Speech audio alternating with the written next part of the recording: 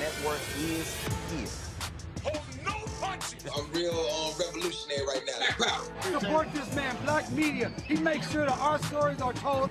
Thank you for being the voice of Black America, Roland. Stay black. I love y'all. All momentum we have now, we have to keep this going. The video looks phenomenal. See, there's a difference between Black Star Network and Black-owned media and something like CNN. You can't be Black-owned media and be scared. It's time to be smart. Bring your eyeballs home. You dig?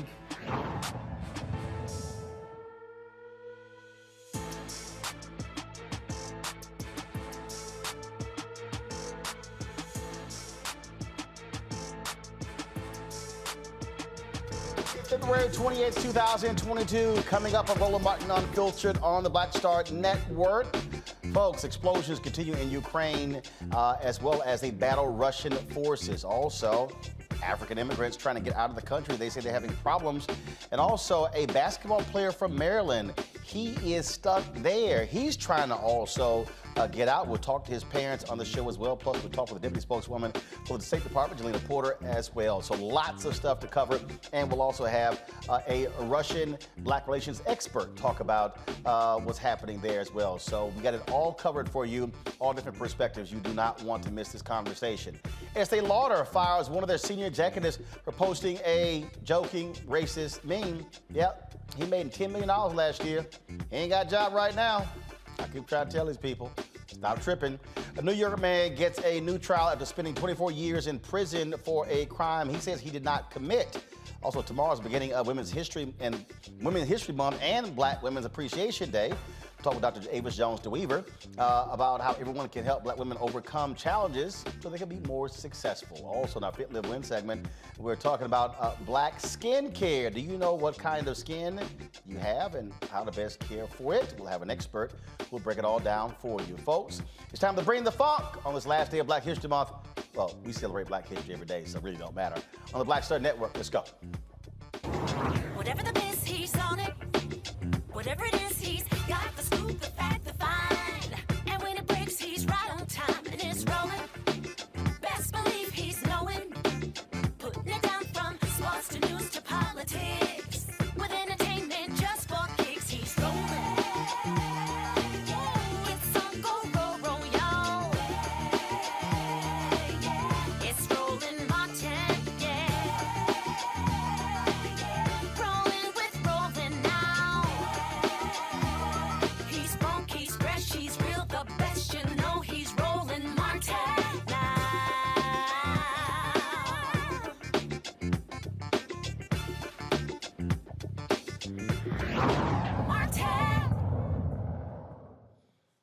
All right, folks, the world's response to the Russian invasion of Ukraine has been swift and significant. Today, Switzerland will forego its commitment to Swiss neutrality to adopt sanctions against Russia imposed by the European Union. Since the sanctions have begun, Russia's ruble has dropped more than 30%. Also, the World Soccer body FIFA and European Authority, they have banned Russian national clubs from participating even in qualifying for the World Cup until further notice.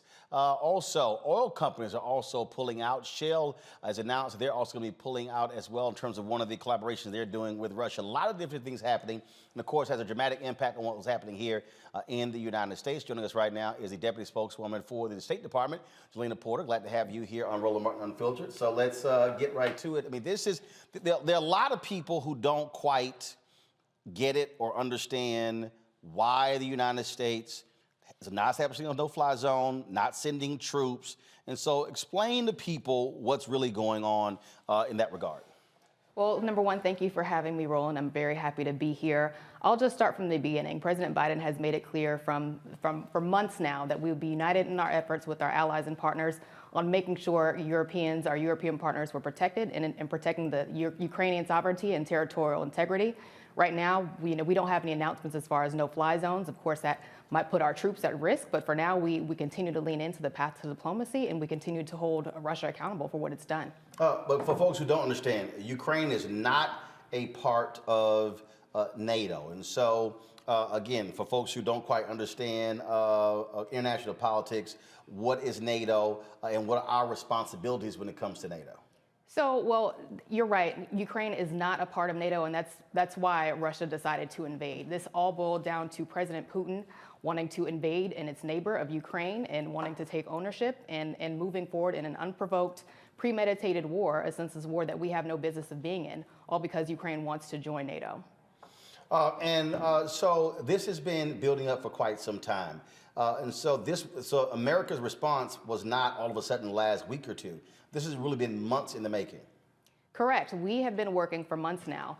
We've been working on nonstop diplomacy at a multi-levels of government. You've had President Blinken, who's spoken several times with Ukrainian President Zelensky. You've had Secretary Blinken speak with his counterpart, Foreign Minister Kuleba, and in fact, he just spoke to him a few hours ago.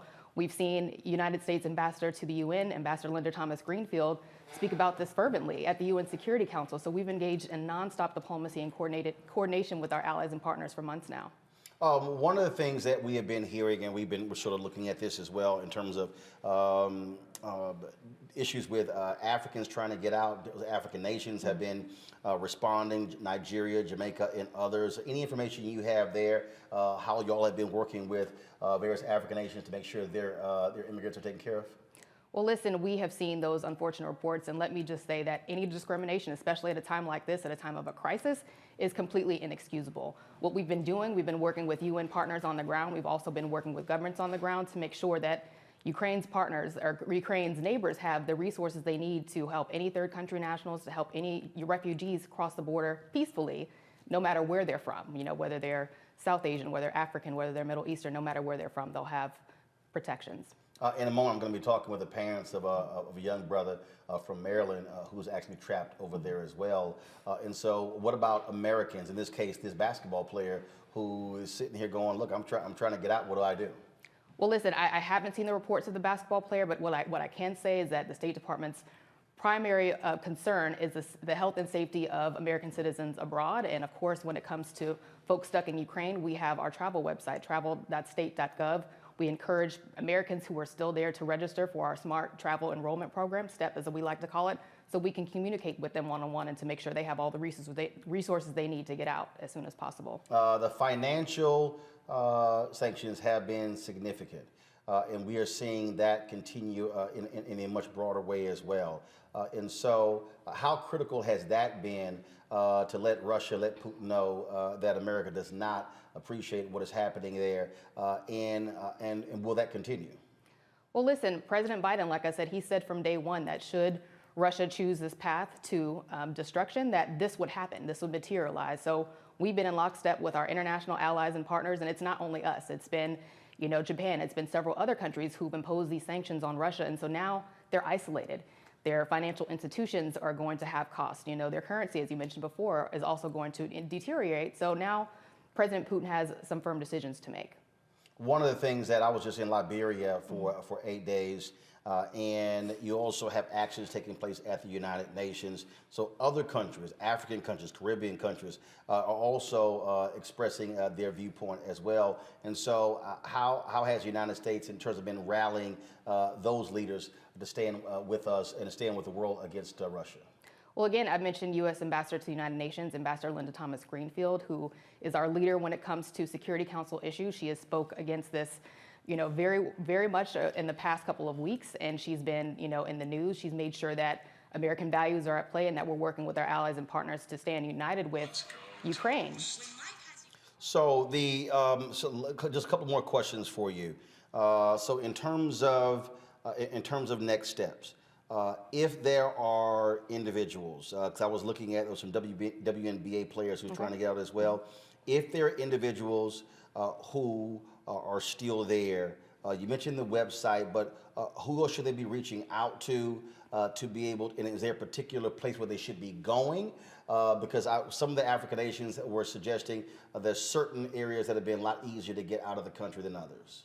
Well, again, I haven't seen the reports of the WNBA players who are trying to get out. And again, I'll reiterate that the State Department, our foremost priority is making sure that Americans are safe. And so, you know, we encourage them to sign up for the STEP program so they can get accurate information on how to safely leave the country. Some of those details I won't get into for operational security reasons, but we do encourage them to sign up. So if they have folks who are here and they're having trouble reaching the folks there, what should the folks on this side of the Atlantic Ocean, what should they be doing?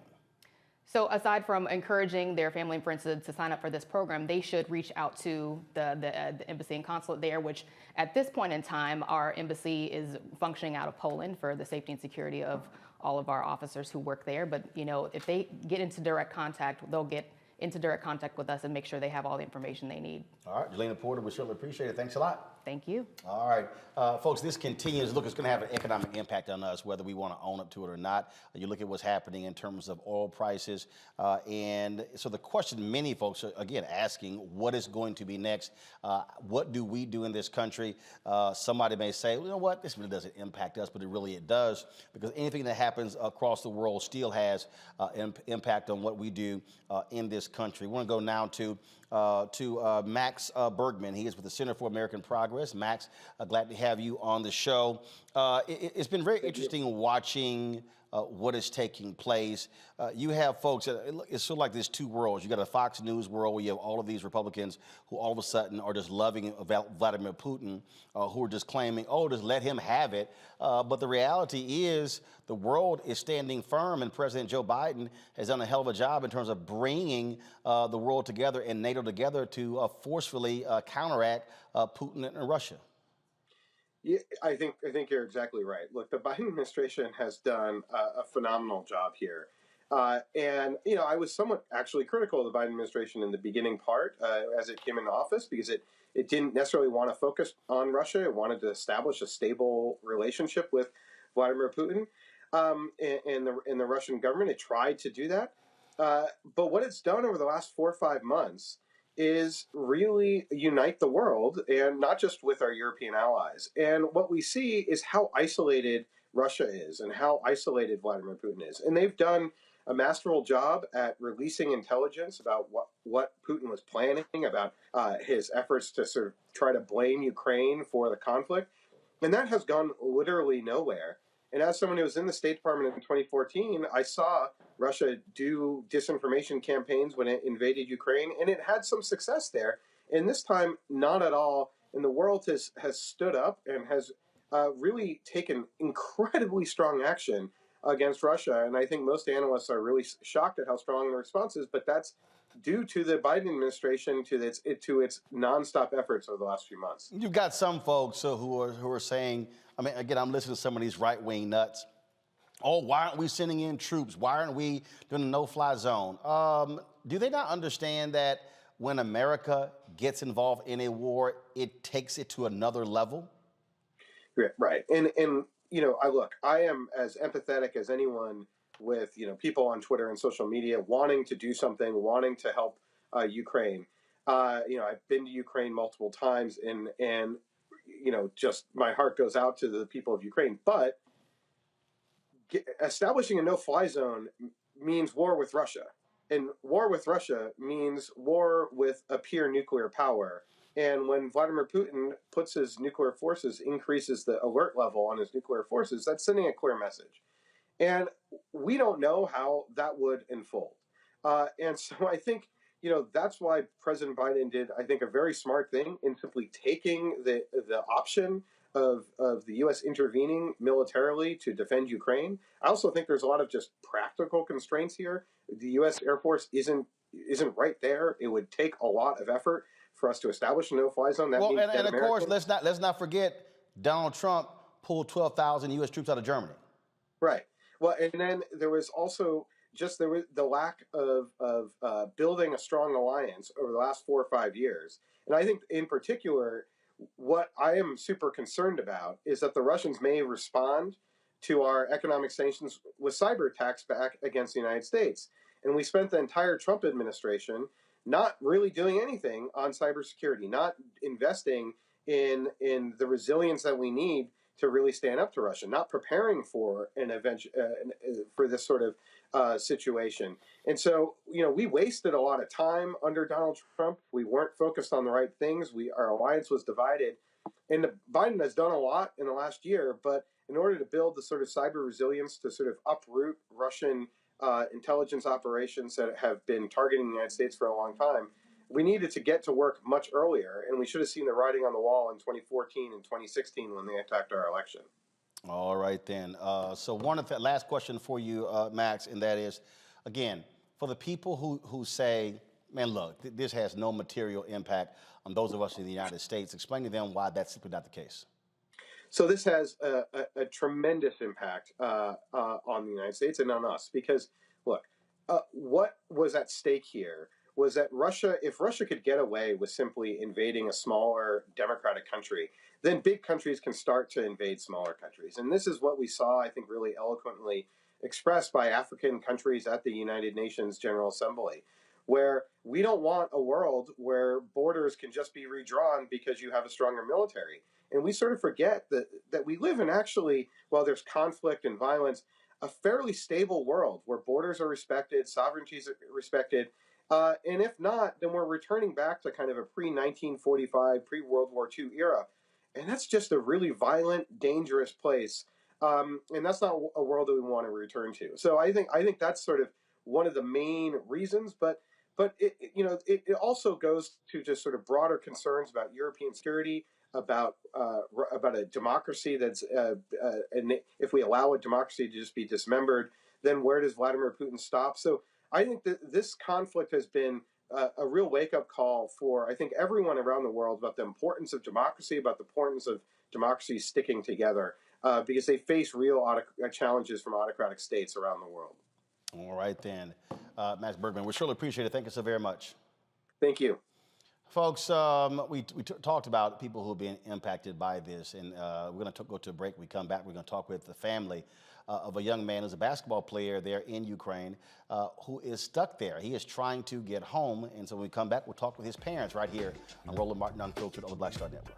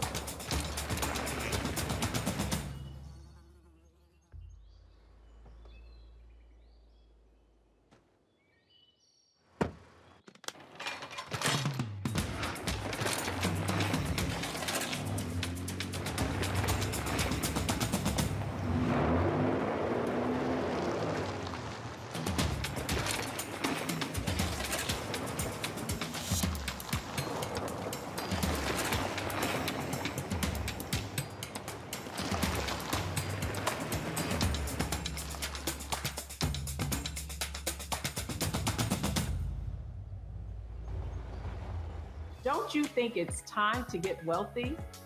I'm Deborah Owens, America's Wealth Coach, and my new show on the Black Star Network focuses on the things your financial advisor or bank isn't telling you. So watch Get Wealthy on the Black Star Network.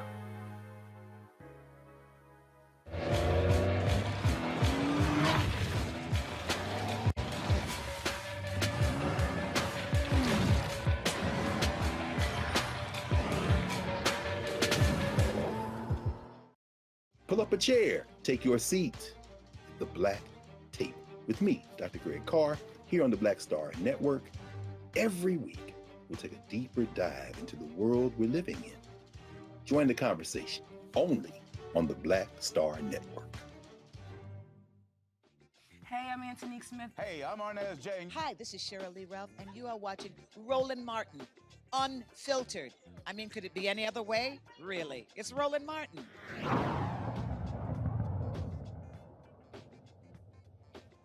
All right, folks, we've been looking at a number of things that have been happening there in Ukraine over the past several days.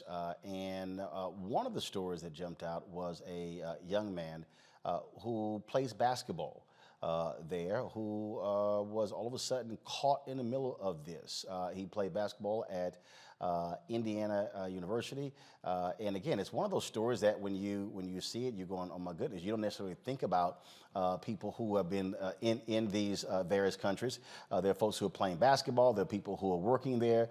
We've seen the stories. We've been talking about these African immigrants who have been there as well. And so all of a sudden, when war breaks out, it's what happens? What happens to them? What do they do? And so right now, I want to talk with the parents of this young man, Pammy and Michael Morgan. How you doing? How are both of you doing? Pretty good. How you doing? Glad to have you on the show. And so Maurice Mokreek is your son. Tell us, where is he now? How is he? When have you last talked to him? He actually just FaceTimed me, and first of all, thank you for having us, and really giving all praises to the Most High that he was actually to get through to me and tell me that he is free. He is in Moldova. He actually got through, and he is in a vehicle on the other side of the border. Right. So in a vehicle on the other side of the border. So how long has he been there? How long has he been playing there in Ukraine? He's been playing in the Ukraine for several years with several different teams, but this particular team, he had just left here on the 18th of January. And so I'm just told that we actually have Maurice on the phone. Maurice, how you doing? I'm doing great. How are you? I'm quite sure you doing a heck of a lot better than I am. You been safe? Yeah, I'm safe and sound now. I'm so happy to be out of Ukraine, and now I'm heading to Romania. I'm in the car, safe and sound. So I'm just feeling great right now. I feel so relieved. It had to be a harrowing experience for you to be there, for you to as war breaks out. Just take us through what your life has been like for the past week. It's been crazy. I ain't going. It's one of the most crazy experiences I've ever had in my life.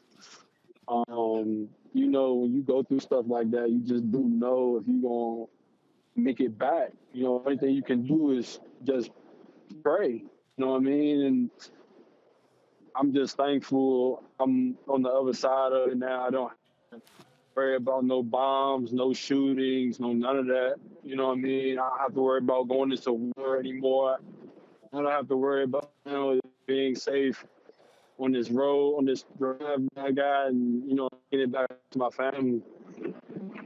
As you were talking, your dad is getting quite emotional just listening to you share your story. Go right ahead there, Michael. Oh no, and to have your son out there like that, and him. Oh. Oh man, it's crazy. It's been a roller coaster. It's been unbelievable. We are literally sleep deprived. Right. We were falling asleep before the show came on, both of us. Look, I absolutely can understand that. Maurice, as this was developing, I mean, were you trying to get out, or was the team trying to help you other players get out? Were there other Americans on the team? What was happening in the last week? It wasn't last week when everybody started getting out. But the team, it was just a messy situation. Oh, you know, a lot of the guys just got out when they felt like, you know what I'm saying, it was time to get out.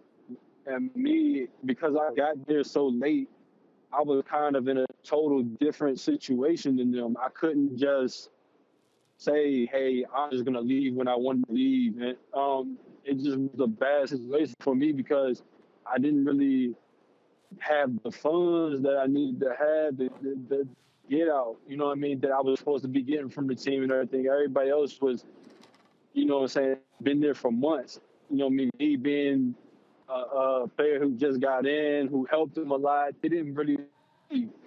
So, you know, with that being said, they was not trying to let me go. They was having these meetings with me stating they were trying to let me go. You know, my agent had told them that I was trying to go. They still were trying to let me go. And I had a last meeting with them, and they just basically was trying to tell me, like, they believed that nothing was going to hurt. I just felt like they didn't really consider life first, basketball second. They considered basketball first, life second.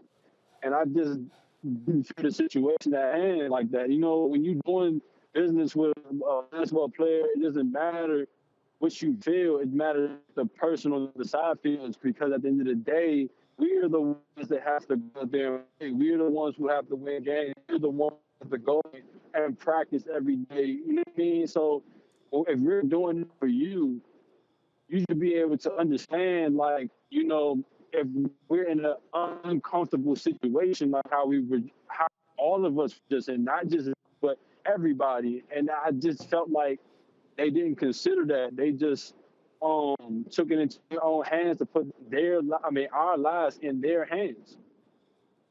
There are a number of people who don't realize the number of international basketball players, folks who are playing all around the world. There are WNBA players who play on Russian teams. And obviously you want to get home as soon as possible. You may not have, this crossed your mind, but is this giving you second thoughts about playing across internationally? First of all, if only you could see your if only you could see your mama's face right now. If only you could see your mama's face and your daddy's face right now. But go ahead. I know what they would say. I'm not gonna disclose that. It's something that me and my family really gonna have to talk about. You know, it's scary though. That's what I will say. It's a very scary situation.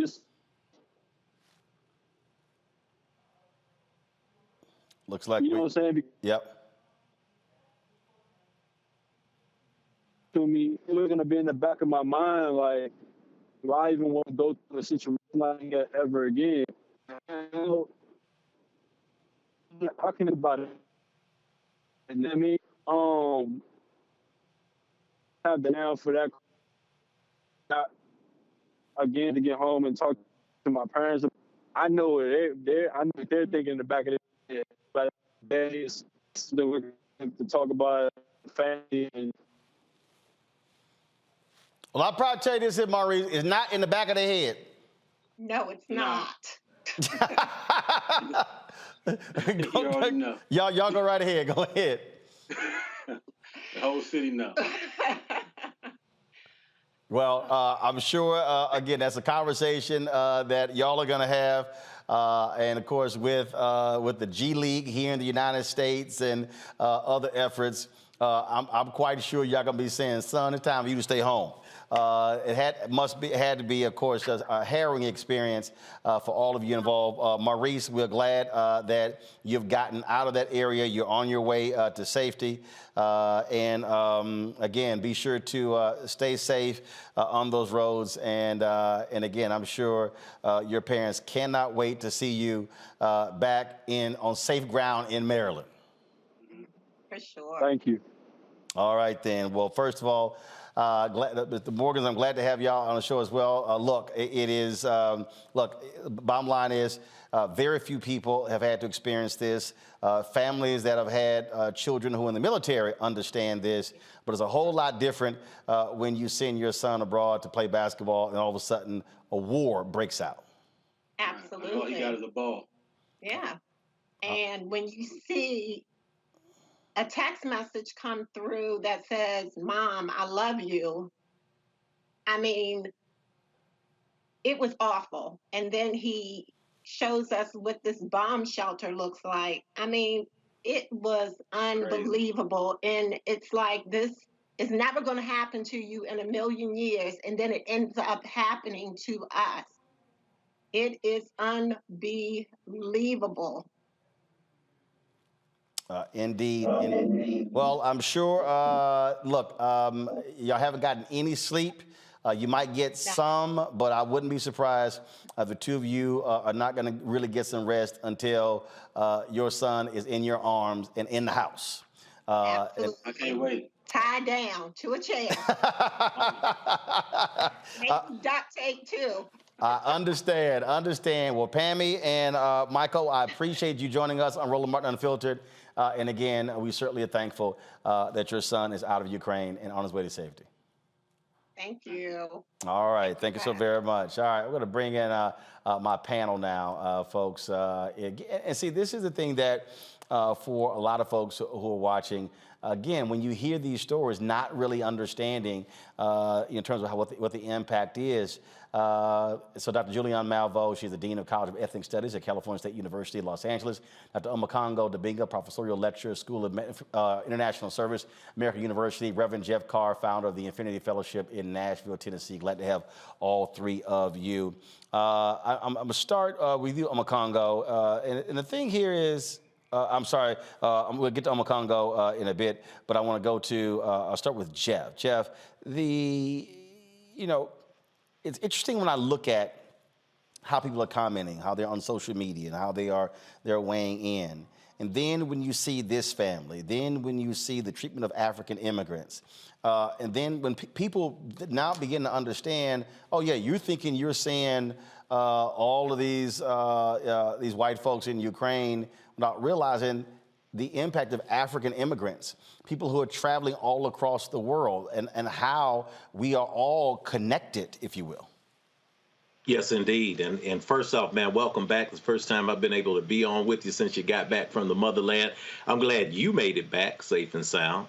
And I'm so glad I speak to the family, especially Brother Creek's family, the Morgans there, that they recognize and remember and know that the entire Roland Martin Unfiltered universe right now, online on every social media platform, they're sending prayers. We are proclaiming a safe journey. We're making sure that as soon as possible, your son is going to be in your home. Everything is working together for the good. All of that is in alignment. So just know that people from all over the world who watch this show on Black Star Network are covering you and protecting you right now. And we proclaim in advance that this is going to be a great situation that everyone is going to learn from.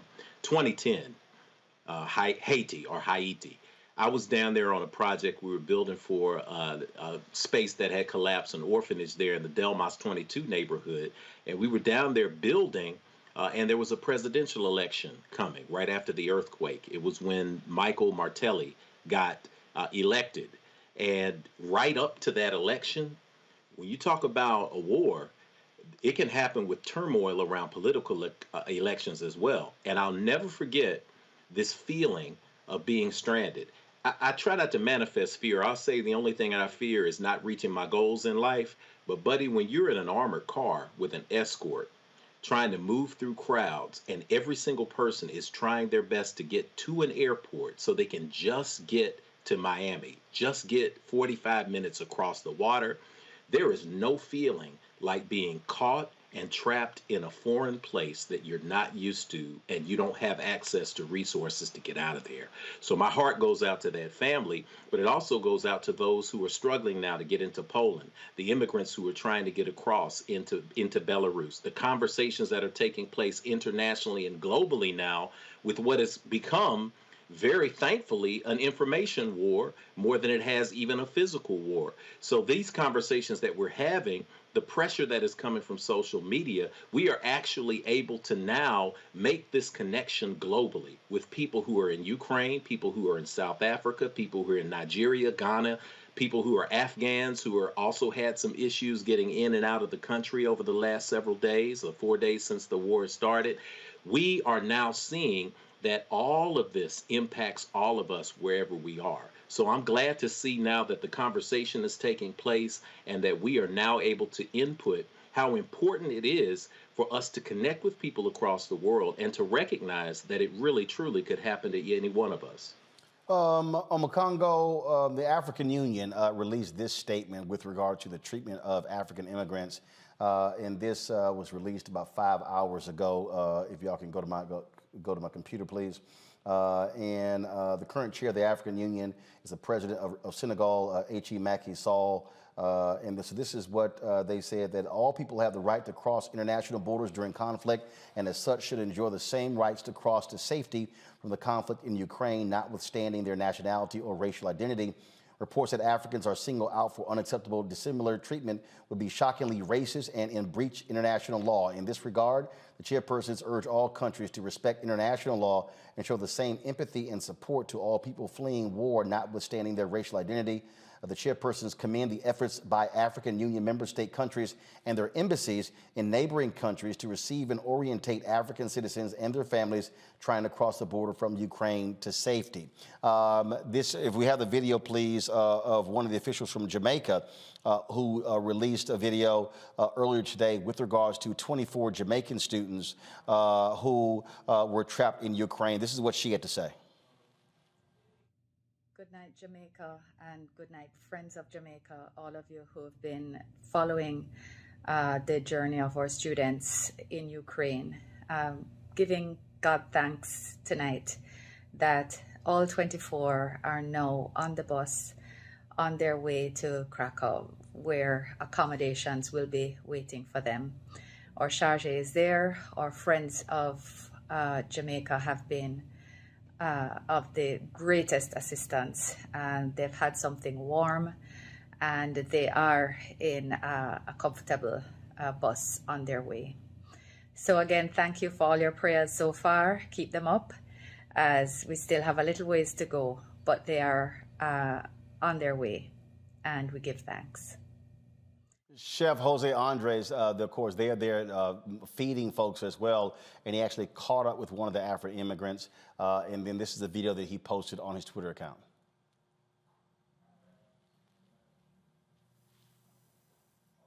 I just met her here. She's been walking, like many others, for many hours, if not many days, because the situation is difficult to leave Ukraine to come, because it's no cars, no gas, and many other issues, I guess. But I was asking her, because they were saying that if Poland and other countries were not allowing citizens from different countries, especially of Africa, and what do you have to tell us about that? We didn't actually face any problem coming here. We just got to the border and we entered. And then we just had to stamp our visas and everything, and it was sorted out.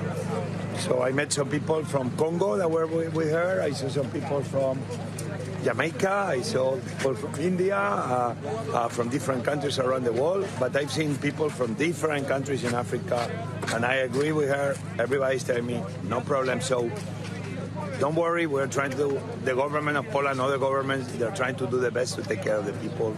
And thank you for sharing this video, and best of luck. Go ahead.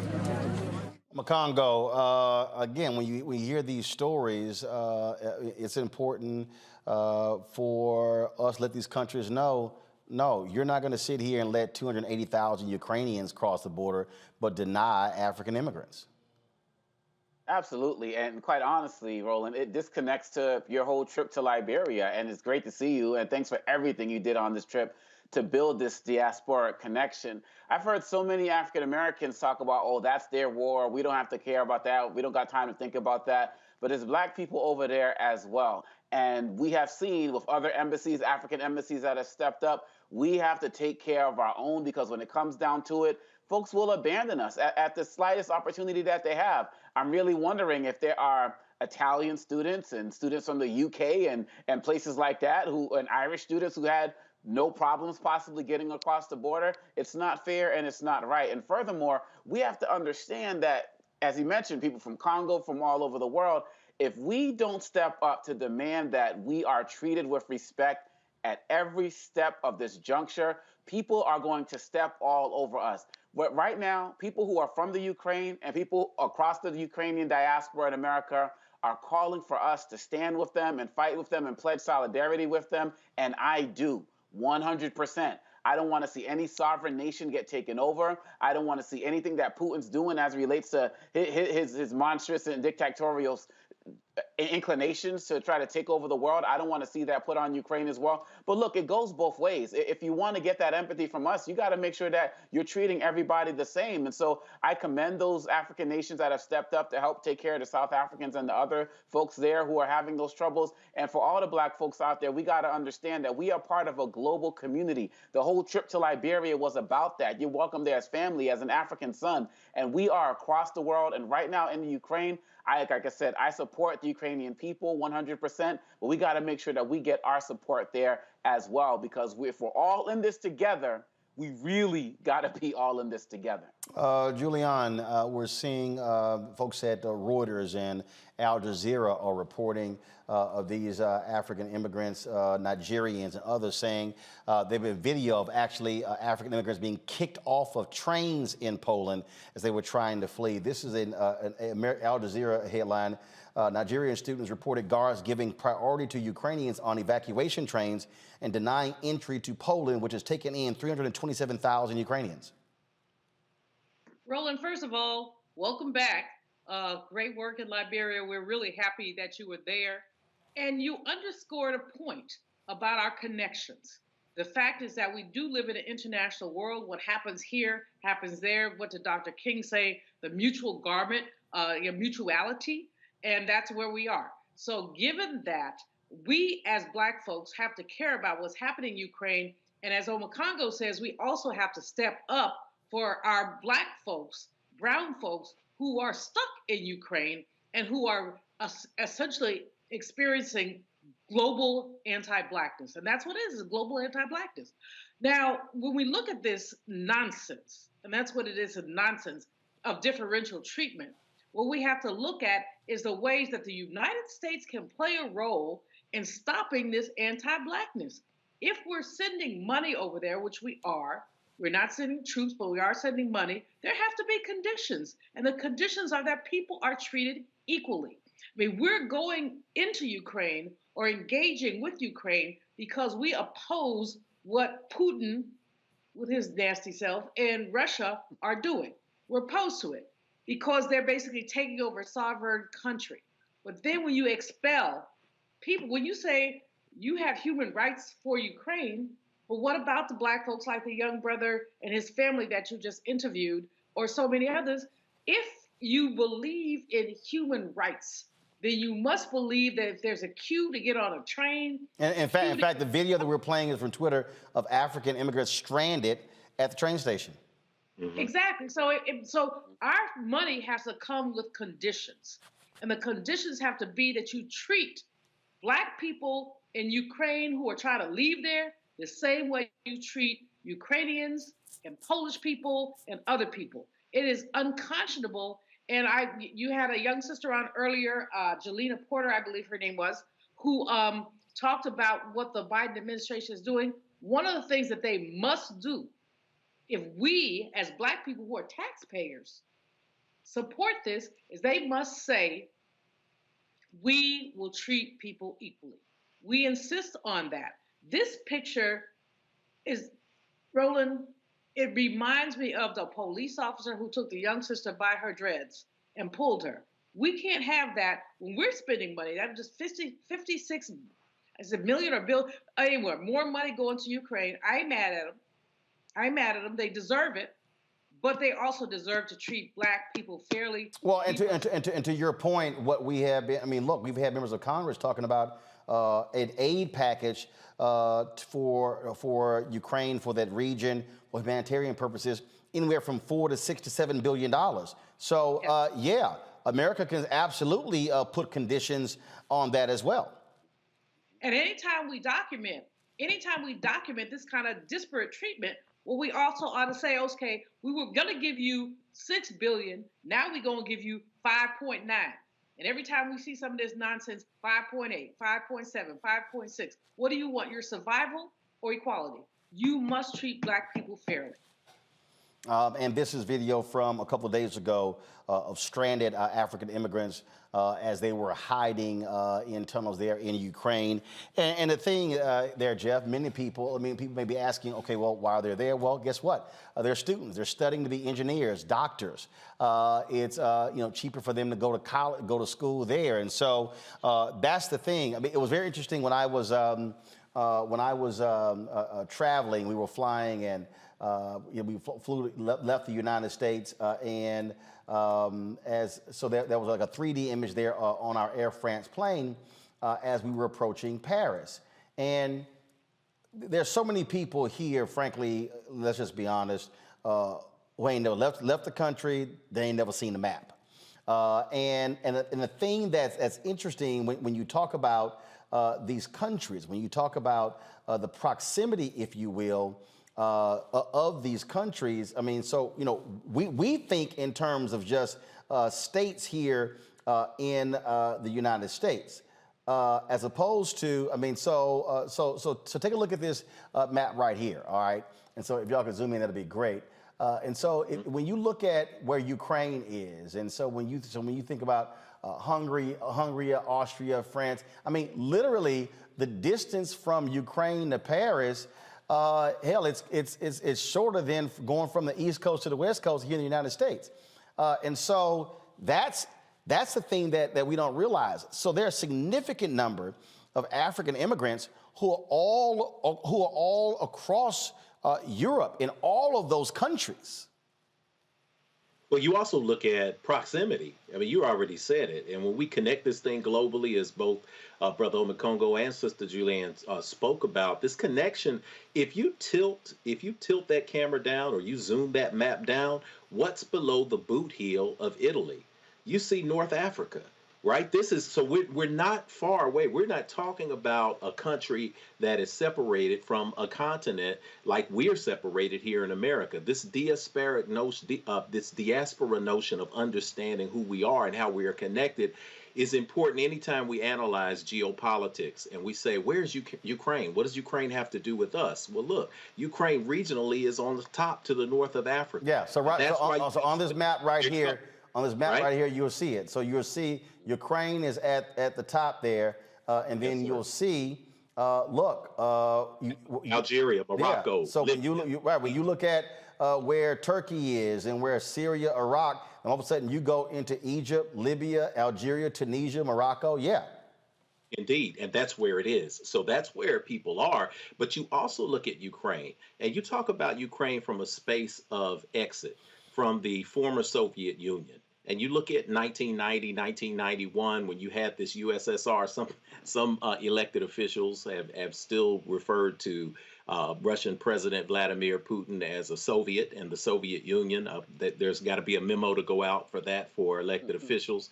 But when you talk about them proclaiming their independence in 1990-91, what do they have to offer to the world? This is why you have to understand supply chain issues.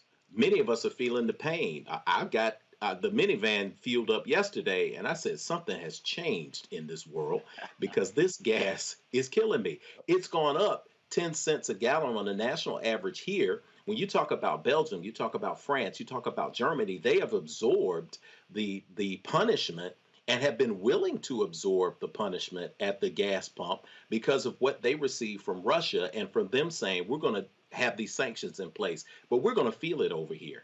Ukraine, number one in uranium reserves that are recoverable. Number one in Europe in the production of ammonia. You want a clean house around the world. That's going to affect the supply chain. Number three in the production of corn. How do you like your corn? Do you want to be able to roast some corn this summer? This is a supply chain issue for the entire world, and this is why we have to come together to understand that a country that you don't really hear about in our daily conversation is also responsible for 75,000 pounds of beef production every single year, something that affects the agrarian economy all over the world.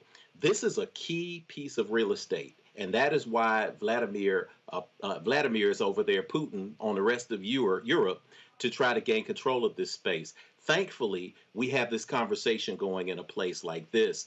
This is how powerful the internet is. Absolutely. I want to go to Kimberly St. Julian Varnon.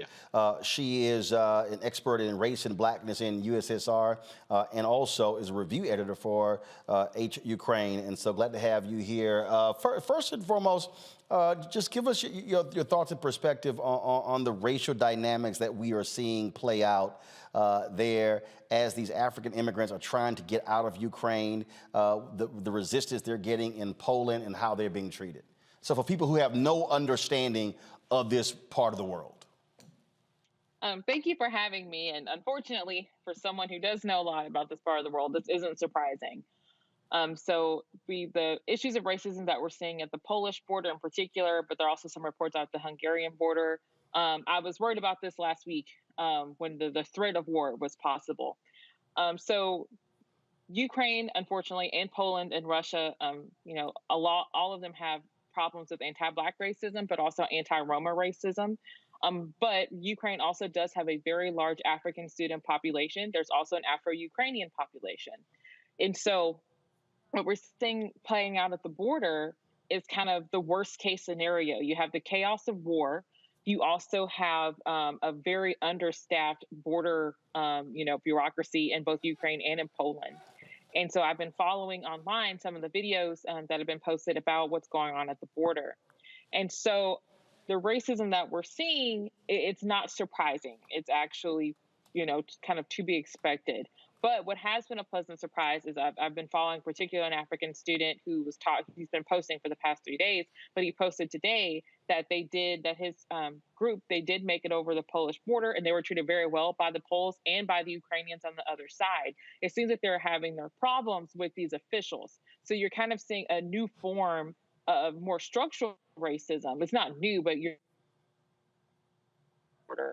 that are really impacting these African students. But also Roma students, Roma residents. So it's very complicated, but the racial dynamics, I think, are really clear. And unfortunately, this is not new for Eastern Europe. Poland has had problems with anti-Black racism. And just, in December, we saw Syrian refugees freezing to death on the Belarus-Polish border because Poland wouldn't let them in and Belarus didn't want them. So unfortunately, this was predictable just from that episode alone in December, but from the long history we've seen, especially over the past 10 years, of kind of anti-Black racism in this part of the world. And also, for folks that need to understand, Vladimir Putin is a white nationalist. Oh, yes. Vladimir Putin believes in a white world. That's why it's no shock to see so many Republicans touting and praising Vladimir Putin. Oh, yes. And I've written about this so often.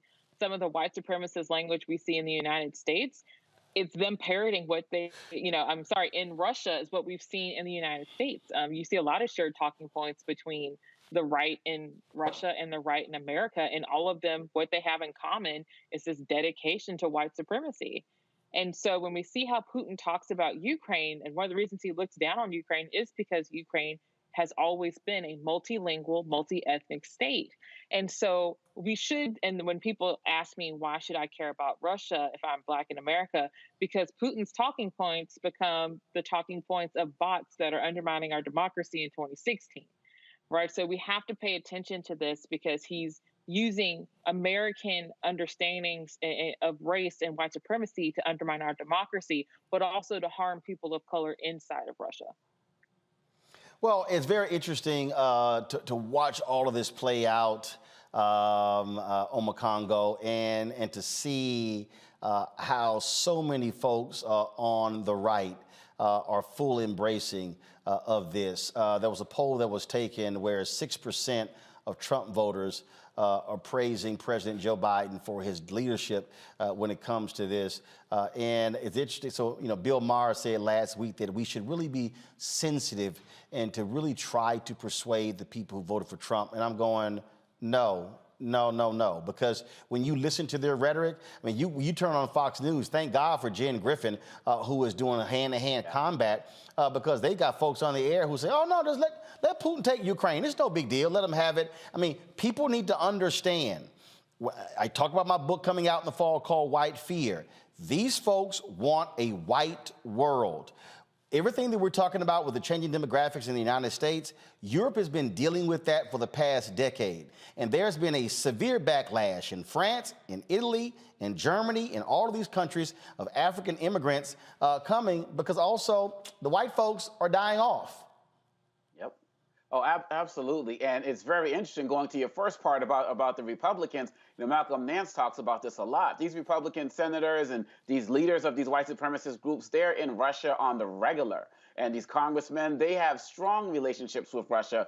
He said once that Donald Trump, they've been surveilling him since there was a Soviet Union, since 1977 when he married Ivanka. So they've always had their fingernails deep into these Republican spaces and places. And like our professor said here, they are just parroting everything. This is what we're talking about, Viktor Orban. This is a global movement right now of white supremacy. And in the United States, it's Tucker Carlson, who's on Russia TV like nightly now, and Donald Trump, who are the ringleaders in the United States. I think it's also important to remember that when we talk about these African immigrants, so many people, not here tonight, but want to paint Africans as people who are over there just because their situation at home is terrible and they want to get out there and get help. No, let's also remember that a lot of these European countries are geostrategically trying to get on the African continent as well to continuously exploit us for our resources. And Russia's doing the same thing. China's doing the same thing. I mean, these were the foundations of slavery, trying to exploit Africa for its resources. So people can't just look at it as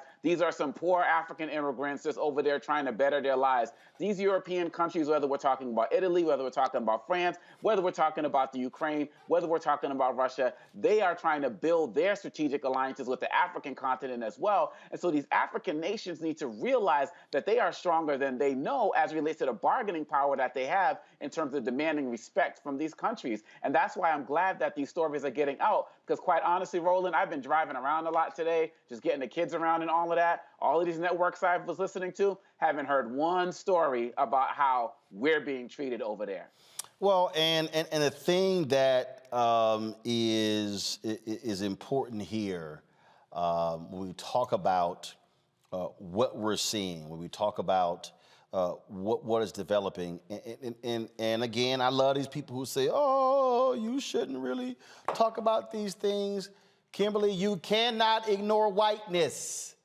You cannot ignore that. When you listen to the language, the CBS News correspondent who called the area civilized compared to Iraq and Afghanistan. I mean, people listen to the words that are being used to describe this. There was a video floating around, the Ukrainian official talking about fighting for white, blonde, blue-eyed folks there in Ukraine. Listen to what people are saying. One of the things that's important to understand is the history of Black people in Europe. We've been in Europe forever. There's documentation from the 16th, 17th century when they were taking our people to Europe. So to act like we're foreigners, no, just like we built these United States, we have been woven into European history, and the ignorance that flows from mainstream media is galling. Kimberly? I agree. And I think it's important to recognize, like, there is an Afro-Ukrainian population and they've been there, for decades. There is a large Afro-Russian, population. So when people like to portray Ukraine as white, they're erasing these populations, But as I said on social media, let's understand like this is also about proximity to whiteness, and Ukraine has only recently been recognized as white. So this Ukrainian, member of government who was saying, white, blue-eyed children, there actually aren't that many white, blue-eyed children in Ukraine, but also this is a new ability to claim whiteness that Ukraine hasn't had for years. Ukraine suffers from white supremacy just as, African American suffers from white supremacy. So these people of color in Ukraine are constantly being erased in this conversation. And it's really harmful to them. Jeff? Yeah, indeed. I wanted to ask Dr. Kimberly because thank you so much for the work that you put in and the context that you're bringing to the conversation. Is there organization amongst people of African descent in Ukraine? Are there organizations that are pushing to make sure that there are equal rights there? What does the landscape look for global people of African descent there in Ukraine or Eastern Europe? So unfortunately, and this is a problem when you work in Eastern Europe in general, particularly Ukraine and Russia, which is where I focus, you don't actually identify as a race when it comes to census materials and things like that. So we don't have a specific number. And if how can you claim systematic racism if you don't have a number, right? So there are some groups that I've seen, like particularly at particular universities where there's a large contingent of African students, like in Lviv and Kiev and Kharkiv. And Kiev and Kharkiv are being bombarded right now. But there also is like a small but growing community for Afro-Ukrainians. And I know there's one based in Kiev. So you do have these small groups, but they just don't have enough pull to kind of, get these resources that are really necessary that they need at the border. So what I've been trying to do through my social media is to compile consulate and embassy resources for various African countries for these students who, once they get to the border, they have a contact number or some type of information that they can have with them. But also when people have asked me, I have a cousin who's in Sumy, which was bombarded heavily for the past few days, where can they go? I have to say stay, because trying to get from Eastern Ukraine or Western Ukraine right now is very difficult. So I think the social media presence is actually helping. So for those of us who aren't on the ground in Ukraine right now, we're still doing our part to help them because they don't have those concrete groups on the ground. All right, then. Well, look, we certainly appreciate you joining us to offer perspective on this. We're going to continue to certainly watch what happens there. Kimberly St. Julian Varnon, thanks a bunch. Thank you. All right, folks, got to go to a break. We come back. An Estee Lauder executive made about $10 million last year. Then he decided to share a racist meme on Instagram. He ain't got no job today. I'm explaining to you exactly what took place. We'll show that to you. Also, breaking news. We were supposed to have Grambling head coach Hugh Jackson and new offensive coordinator Art Briles on today's show to talk about his hiring. Briles has now resigned. We'll tell you about that and discuss it as well. You're watching Roland Martin Unfiltered right here on the Black Star Network.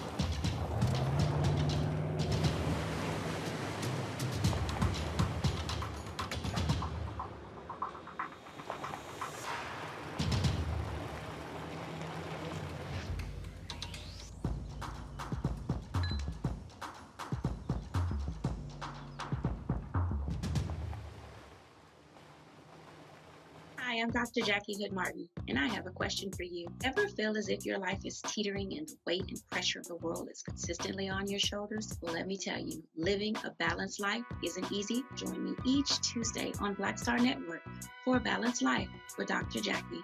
We'll laugh together, cry together, pull ourselves together, and cheer each other on. So join me for new shows each Tuesday on Black Star Network, A Balanced Life with Dr. Jackie.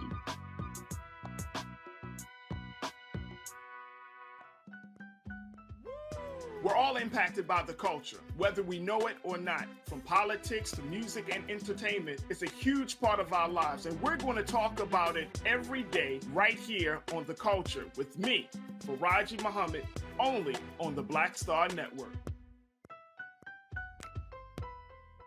Hi, I'm Eric Nolan. I'm Shantae Moore. Hi, my name is Latoya Luckett, and you're watching Roland Martin Unfiltered.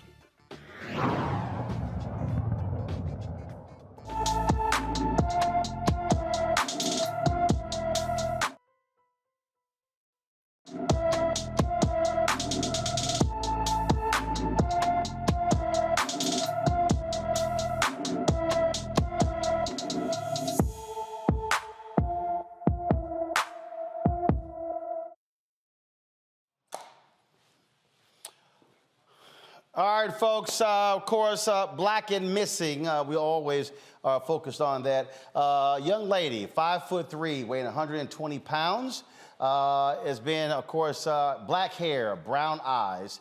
Lexis Leonard, been missing from Baltimore since February 23rd. Again, missing from Baltimore City.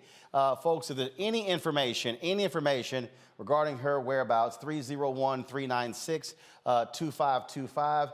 396-2525. So please, if you got any information, please call the Baltimore City Police Department. All right, some breaking news out of Grambling. We were supposed to today talk with Hugh Jackson, who is the head football coach at Grambling, about the hiring of Art Briles, of course, who is the former head coach at Baylor, who was fired after a massive sex scandal there involving a number of players who were accused of raping students. Again, very lurid charges. He's been out of football really for the last 6 years. He coached, he got hired by a Canadian team, then was let go because of the outrage. And when he got hired at Grambling, that caused a lot of controversy. Doug Williams, the great at Grambling, stated that he could not support the team whatsoever. A lot of stuff going back and forth. Over the weekend, Hugh Jackson, who is, of course, the head football coach there, released this statement through his foundation, laying out the reasons why he chose to offer the job to Art Briles. And so what that letter says, folks, is this. And again, it came from his foundation. The Hugh Jackson Foundation has been dedicated to fighting against all forms of sexual abuse and exploitation, as well as other forms of racial and social bias. We have a clear understanding of the role that coaches and others who have a position of trust play in the lives of those they meet. Then he also said the recent hire of Coach Briles is a testament, scroll up please, is a testament to the importance of these key factors: forgiveness, redemption, and enlightenment. That took place over the weekend. I got a phone call, though, last night that Briles was out as the offensive coordinator, and about shortly before 6 p.m., a Grambling spokesman announced that Briles had resigned as offensive coordinator. The thing here, Julian, that I said to a number of different people was that a lot of sports outrage, obviously, over Briles being hired. But I said, look, folks got to remember, Grambling is a state institution. So the hiring has to get approved by Board of Regents. I said, once the politicians start weighing in, that is going to change. That's exactly what happened here. And so today, Briles stepped down. A lot of people have been very critical of Hugh Jackson and Grambling for hiring Art Briles because of his role there at Baylor. Your thoughts? It happened, of course, 6 years ago. There still is a standing lawsuit. But should Briles be given a shot to coach football again at a major university? Roland, not at this time. As long as the lawsuits are still there, there is something that's unresolved. There are people who are aggrieved, who are suing. Hiring him at a state university is a challenge, and it will be challenged. I don't. I mean, the memo from Hugh Jackson is a good memo. It talks about redemption and forgiveness, and I do think that that is important. People do deserve second chances, but at the same time, I think that when you are talking about a state university where taxpayer dollars are going to support that university, that people have to be enormously cautious about what they bring to the table. And so maybe in 2, 3, 4 years, maybe after the lawsuits are settled, but no, not right now. I think that his resignation was on time. It shows self-awareness. But frankly, I think that those who hired him had their heads in the sand. He may be talented. I'm sure he's talented. You know, I'm not a sports person. No, But he is. I mean, look, he revived the Baylor football team, brought them to national prominence. It is an absolutely outstanding offensive mind. But the reality, Jeff, everywhere he's gone, efforts to hire him has been thwarted because many people say he should never coach young men again because of the issues with that Baylor football team. Yes, indeed. And it's important to note that he wasn't found necessarily guilty of any NCAA infractions, but he was part of a culture and responsible for a culture of underreporting and protecting people who were committing these crimes. And so the jury's still out, as Dr. Malveaux said. But with redemption in mind, we're seeing a pattern here. There's tremendous amount of pressure to win football games. And when you have a guy who was coach of Baylor, as you said, he basically put Baylor on the map from 2008 to 2015. He had a record of 65-37. He had their first 2 Big 12 conference championships, won his game on New Year's Eve, was a hero, seen as a hero until the downfall came. And when the downfall came, we see this repeated pattern. A Canadian team hired him in 2017. They had to relent to pressure. They had the pressure that came. They had to just say, we can't take this here. 2019, Southern Miss tried to hire him again. When you get second and third chances like this, I will say it must be nice to get this many chances, right? So you get this chance in 2019. I mean, it must be nice, but 2019, you get another chance, Southern Miss. And Southern Miss said, you know, we're going to cave to pressure and we can't even bring you in. Grambling, Hugh Jackson, a brilliant offensive mind. He was down the street at my alma mater last year with my former student, Eddie George, and decided it was time for him to move forward with Grambling, and he wanted to win. So he looks at Browse and says, you know what? This guy has a proven record. He tried it, but once again, the third strike has shown you that right at this time, he's just not hireable, no matter how much he wins on the field. There's something to say about how we are moving toward an evolutionary space where we are speaking up for women more. We're speaking up for Title IX issues that have been violated. And in this environment right now, it's just not time for him to step back on the football field. You know what, Omakongo, I think what Art Browse is going to have to do is he is going to have to, and again, I've gotten lots of emails from folks talking about how they are singling him out in terms of these reports, how there were many other examples of abuse happening at Baylor that went beyond the 5 cases everybody keeps mentioning. But this is one of the things that, frankly, if you're Art Browse, you're going to have to actually lead your own battle to clear your name because that has to take place. I just don't think, even it being 6 years later, I think 5 years from now, he's going to get criticized. He is going to have to undertake a massive campaign for people to actually look at the facts of what happened. If he says he doesn't deserve to get all the blame for what took place, he's going to have to fight that battle himself. I just don't see any program being able to hire him and not get any criticism as a result. Yeah, and you're absolutely right. And that's what I've been thinking throughout this whole story. What has been his path to redemption publicly? Because there's a lot that he could have been doing on his own to help rebuild his reputation, and I haven't seen much, especially with these lawsuits still pending. I think that if he's going to join a university or of any sort again, he's going to have to come in at a lower level. I don't understand why he would just be given this head coaching spot, right? I mean, come in and start to work your way up. No, it's not a head coaching spot. In fact, He even offensive coordinator. He even was a head coach for a couple of years at a high school.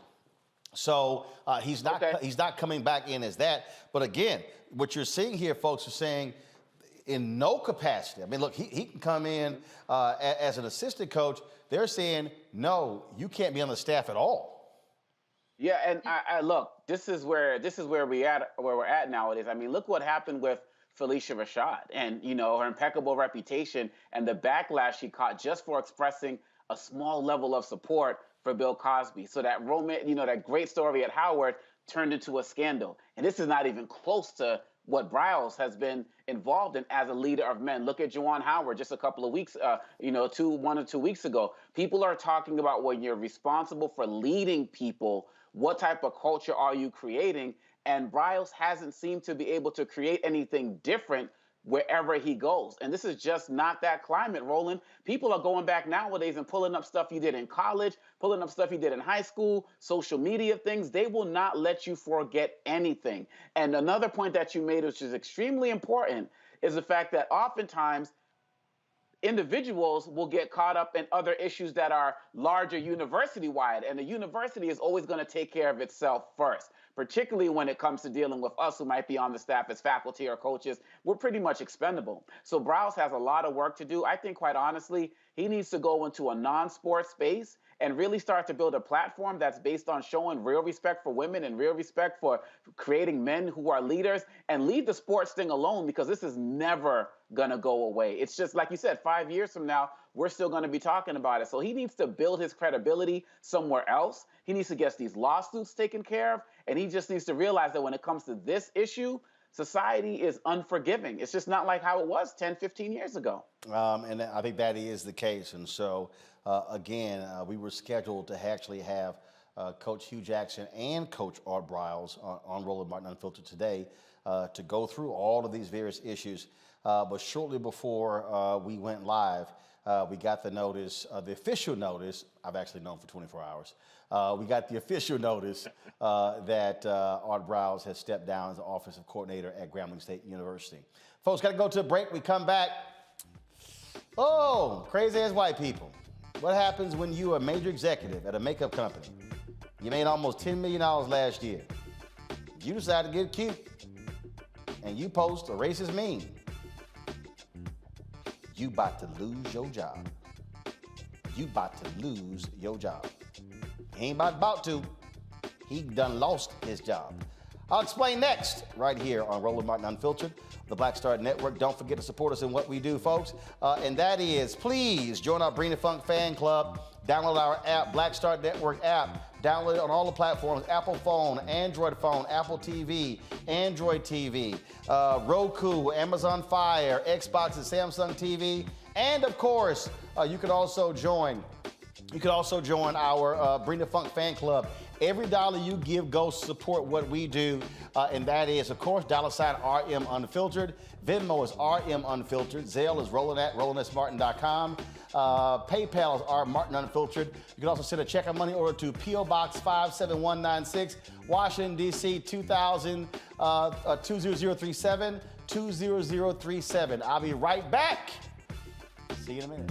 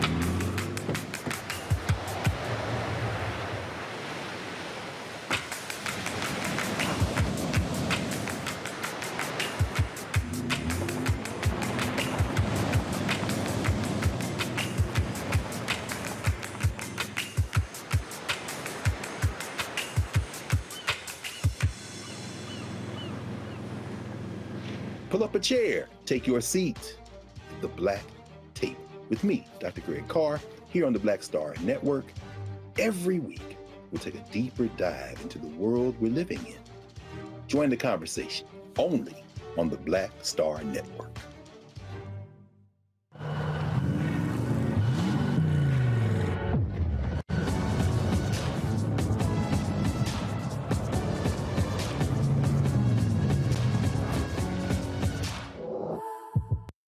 It's Kim Whitley. Yo, what's up? This your boy Ice Cube. Hey, yo, Peace World. What's going on? It's the Love King of R&B, Raheem Devon, and you're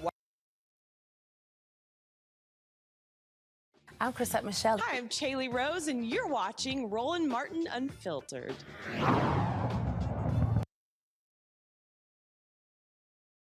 A New York man has finally been granted a new trial after maintaining his innocence for more than 24 years.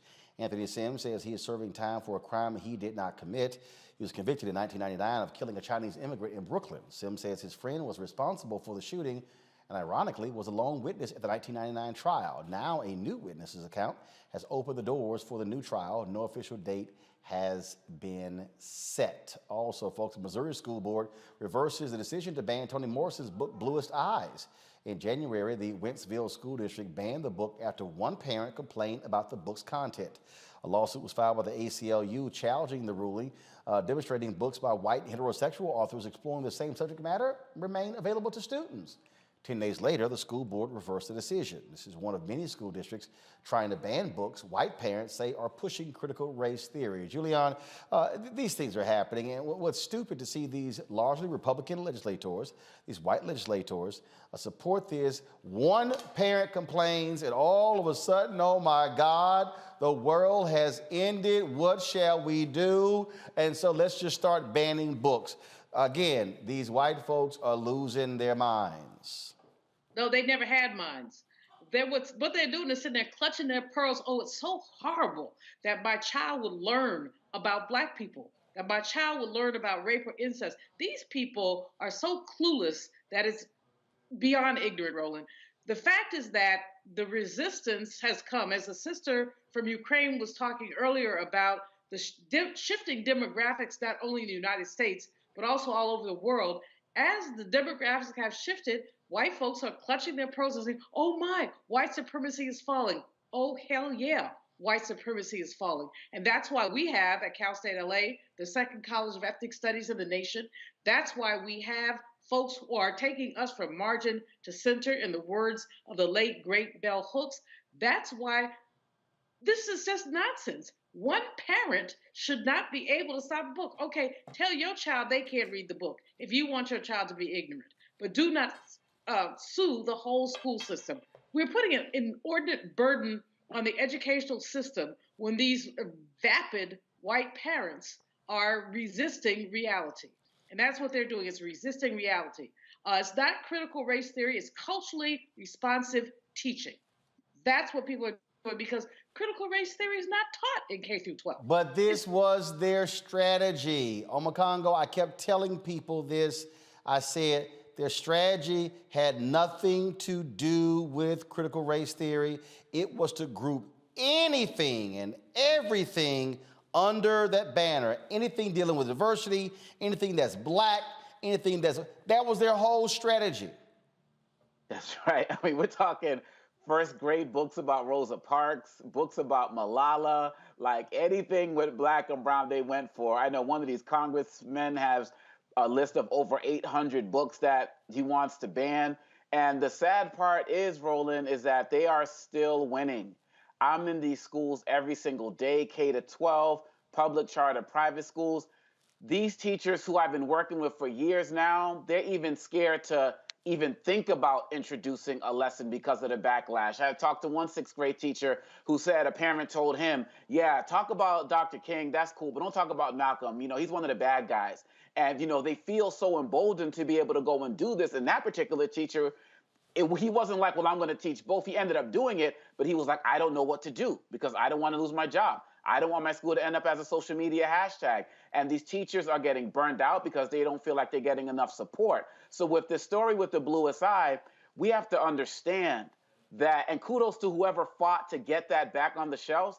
But quite honestly, Roland, We have to do that for every single book in every county, for every state, because they are not going to stop. And I'm working with the American Association of School Librarians right now, and they're telling me stories about how they're getting reported for bringing up things like people are looking at possibly putting cameras in classrooms in some of these schools. I'm going down to Kentucky in June to work with the librarians down there. This is a fight, and as soon as we drop our guard, we're losing because we dropped our guard. And now that we've seen where they're at with this, we can never let our guard get dropped again, because they will ban everything. And now they're adding LGBTQ plus studies into all of this as well, because they know, start with Black people, and when you can get away with that, then we can lump it all in. We got to keep fighting every single day. And you're right, Roland, you've been warning us about this. And Jeff, look, when you look at the folks who are behind me, Ida B. Wells Barnett, when you see her, Harry Belafonte celebrating his 95th birthday, will actually be in New York City broadcasting live tomorrow from his celebration. Of course, James Baldwin as well. I mean, look, the bottom line is they do not want any of this. If you sitting here trying to stop Dr. King from being taught, oh, you can forget James Baldwin. You can forget Ida B. Wells Barnett talking about lynching, and you can certainly forget the things that Harry Belafonte has been fighting for. Indeed, and this is something, I don't want us to take this too lightly, because this is something that's going on and it's organized. It's an organized campaign. I was driving through St. Louis a few months ago, and as I was coming over the bridge, I was listening to, of all things, the Moody Bible Network, which I don't normally listen to, but something said, tune in today. And I heard a commercial for several organizations who were organizing parents, and when I say parents, white parents, around Christian values. And they were sending you to a website. I've lost the piece of paper I wrote the website down on. But the website was training you on how to speak using critical race theory to cover your true intentions, which is white supremacy. It was teaching you how to organize and to fill up the public speaker moments that they give you and they allow you at school boards. And it was launching a training organization that was an institute to train people who have the same values. Once again, that quotation values has been here with us through the beginning of the show when we talked about Ukraine and the values of people versus our people. But they're training people to run for, and this was a quote, to take over local school boards. So when we see this level of organization, we have to be mindful that, as Omi Kongo said, we can't drop the ball on this because the other side is organized. And when you see these demonstrative actions taking place at school boards, whether it's here in Davidson County or it's down the street at Williamson County, you have people there who are tying up the microphone time, who are talking about the books that they don't want their children to read. Then a reporter who's smart asks a person, how many children do you have in the school system? And they say, well, I don't have any kids. I'm just here speaking out, acting as if they're parents too. So when we talk about the bluest eye, when we talk about teaching history in the schools and just teaching factual history, we cannot allow ourselves to fall into a space that a DJ here locally fell into when he said, oh, this is why we need we need critical race theory in the schools. No, stop using the terms that they are using as a blanket term to erase us. Study what critical race theory is and what it's not. What's happening right now has nothing to do with critical race theory. It has to do with suppression and oppression and not telling our stories and erasing us from the history. Same reason why I kept telling the Obama people, stop using Obamacare. Yes. I'm like, yes. You using their words. No, they didn't listen. All right, y'all, you know what time it is. Girls are allowed. I'm white. I got you, Carl. Illegally selling water without a permit On my property. Whoa! Hey! You don't live here. I'm uncomfortable. All right, y'all. John Dempsey, longtime executive with Estee Lauder, executive vice president. Last year, he made $9.6 million. Well, over the weekend, he decided to share a few memes, and this is one of the memes that John posted. You know, I don't use the N-word, but basically what it said is, my nigga Snuffy done got the Rona at a Chingy concert.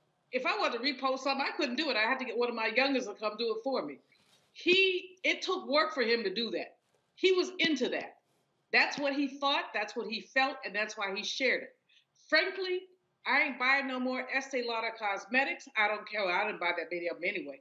But I don't care that he apologized. What I care is that there's a culture of this kind of BS in that company, that he felt free enough to do it. Even the hoodiest Klan member who works for a woke company knows that you don't do that. Even with your pointy hat, you know that you don't do that. He felt free to do it. And the only reason that he apologized is because his behind got busted. So you're right. This is what you call a crazy ass white person who cost himself $10 million a year. And I hope that they did not give him parachute. But I hope sisters also say, we ain't buying that mess no more. We just have to start voting with our dollars. Well, first of all, you're absolutely right. And Jeff, look, for me, how I operate is very clear in terms of I don't allow people to use the N-word on my social media page at all. And in fact, when I'm reposting stuff, if somebody has the N-word in something I'm reposting, I don't.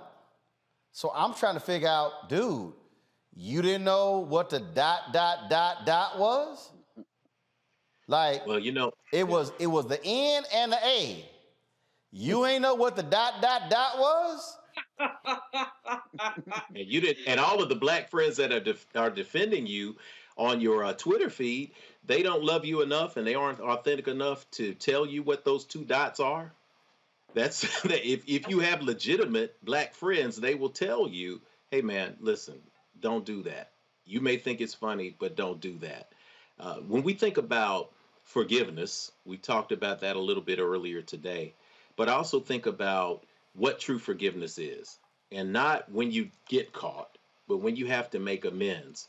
When I work with people in the recovery community, when you see the movies, when people are sitting in a group, the first thing they say is, my name is fill in the blank, and I am, and they tell you what they're dealing with, and they're honest with it. That's an honest understanding of who you are and where you are. I think we got to move to a place where people can give honest and heartfelt apologies and just tell the truth.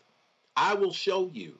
I will demonstrate right now. My name is Reverend Jeff Obafemi Carr, and I will admit that perhaps because of some of my training and some of the pictures I've been seeing over the last 5 days, that when you put that picture of John Dempsey up, I thought it was Vladimir Putin in his office. And so I made a mistake, but they looked a lot alike to me when they were in that space. So listen, hey, maybe that's just me. I apologize for mixing them up when I saw the picture, but I also say that apologies have to come from a real place.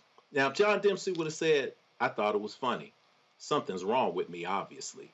I need to talk to somebody. I need to get some psychological help. Something is wrong. You're going to get more traction if you're authentic and you admit what is really going on than you will to give the standard canned response of, I didn't know, especially when you're in the internet age and everybody knows that you have to read and go through several steps to repost a meme. In terms of this golden parachute, I think language is important too.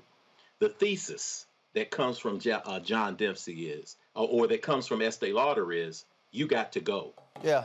Antithesis is, I want to stay. Listen to the language, though. The synthesis that we've heard is not he's fired. It's we agree.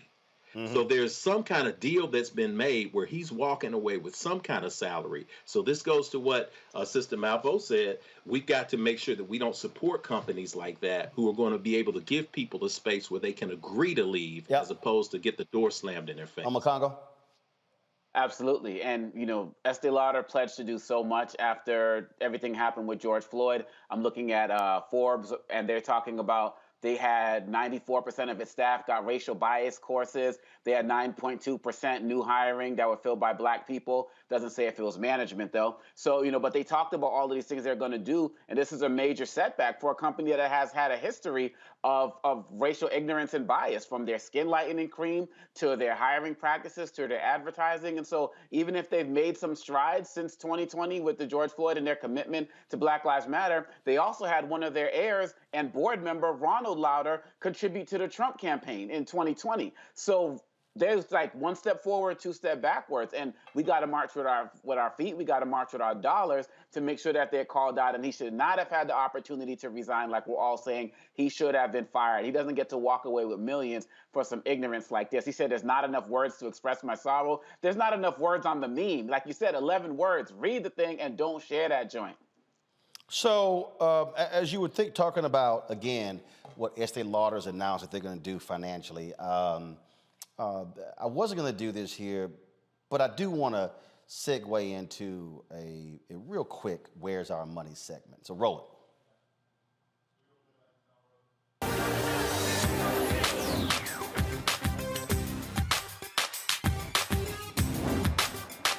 Being frozen out. Facing an extinction level event. We don't fight this fight right now, you're not going to have Black-owned businesses. So I want y'all to go to my Instagram page right now, and I want you to click the logo, click the photo where it says HEB. And the reason I want you to click that, not the control room, I'm talking about the people who are watching. I want y'all to click that because I want y'all to understand how we are not fully and properly focused on the right thing. And so if you actually go to my page and you'll see me talking about HEB, what you're going to see is you're going to see 103 likes. And then what you're going to see is you're going to see about 9 or 10 comments on this. Now, if you go back a little bit earlier, you're going to see a video that I reposted from HBCU app of an alpha just stepping. It has 202,811 views. It has 623 comments. Now, my frat is getting it in. But one of the posts is a repost of an alpha stepping. The other post is me talking about how we potentially should be accessing more than $1 billion from a company like HEB. So what got me to talking about this was this here. I saw the story. This happened in November, but it's got some attention as well. So pull it up, please. The chairman of HEB, Charles Butt, announced he's creating a $5 million endowed scholarship at Prairie View A&M University that would result in $200,000 annually being awarded for scholarships for students to attend who attend public high schools in Texas. And this is absolutely important. I support it 100% wholeheartedly. But I have consistently said on this show, I've consistently said on social media that we spend way too much time praising white philanthropy and not spending enough time and demanding investment in Black-owned companies. So I want you to understand something here, folks, and I want you to listen to me very clearly. HEB does $28 billion annually in sales. I'm from Texas. It's a Texas grocery store chain. $28 billion. So this is a $5 million scholarship, which I absolutely support. But here's the question that we should be asking HEB, and asking Kroger, and asking every grocery store, and asking every company, asking Nike, asking Adidas, asking all these companies, asking Estee Lauder. How much are you spending with Black-owned companies? How much are you spending with Black-owned media, Black transportation companies, Black catering companies, Black PR companies, Black event manager companies? See, what I need everybody watching to understand is somebody can give us $5 million for scholarships, very important, but if they're spending billions of dollars on an annual basis, Imagine then if, let's say, on the supply diversity side, let's say the capacity was there to spend anywhere from $100 to $250 million annually with black-owned companies. That means over a five-year period, anywhere from $500 million to $1.25 billion will be flowing to black-owned companies. $5 million in scholarships, $500 million to $1.25 billion. Do y'all see what's wrong with this picture? We are elated with the scholarship. We are elated when they buy tables at our events. We are elated when there's a souvenir ad in the booklet. What I'm trying to get you to understand is that when we stop focusing on the big money, they got us on the small money. Now, I'm gonna go here with something, and y'all know I do not use the N-word, but I'm only going to quote Don King in this. If you read Jack Newfield's book on Don King often screwed his boxers, especially his black boxers. And so Don King understood the street mentality of his boxers. So what Don King would do is, Don King would give his boxers a wad of cash with a rubber band around it. Don King called it, quote, nigga rich. So they from the street, so they driving around, wad in their pocket. They going to the pool hall, they going to the bar, they pull that wad out, peeling off hundreds, feeling great. Don handed them a wad with 10 grand, but he owed him $1 million. They ignored the $1 million and was happy with the 10. He tells a story in the book. Muhammad Ali was in the hospital. He was suing Don King for $1 million. Don King didn't want to pay the $1 million, so Don King put $50,000 in a briefcase, gave it to a friend of Ali's who went to the hospital and said, Ali, you know what? You really shouldn't be suing Brother Don. Y'all can work this thing out. You know what? Why don't you take this here and drop the lawsuit? So he opens the briefcase, and Ali is sitting in the hospital, and he sees $50,000 sitting in the briefcase. Ali, all right, man, takes the 50, but was suing Don for more than $1 million because he saw the 50. All I'm trying to say, black folks, is when these companies flash $250,000, $500,000, $1 million at us, stop getting excited over that small money. And what you should be asking is, where the big money? What you should be saying is, if we get contracts on an annualized basis, hell, we can fund our own scholarships. See, we too often are falling for white philanthropy over black investment. And see, you got some Negroes out there who are sitting here saying, oh man, all you doing is begging these white folks for money. No, you know why? Because sisters, y'all buying Estee Lauder makeup. We shopping at H-E-B. We buy Toyotas. We use Amazon. We are tremendous consumers. All I'm trying to do is get us to change our views. So when I'm posting about big money, ain't it amazing how very few of us will like that post, will comment on that post, when I'm talking about billions of dollars,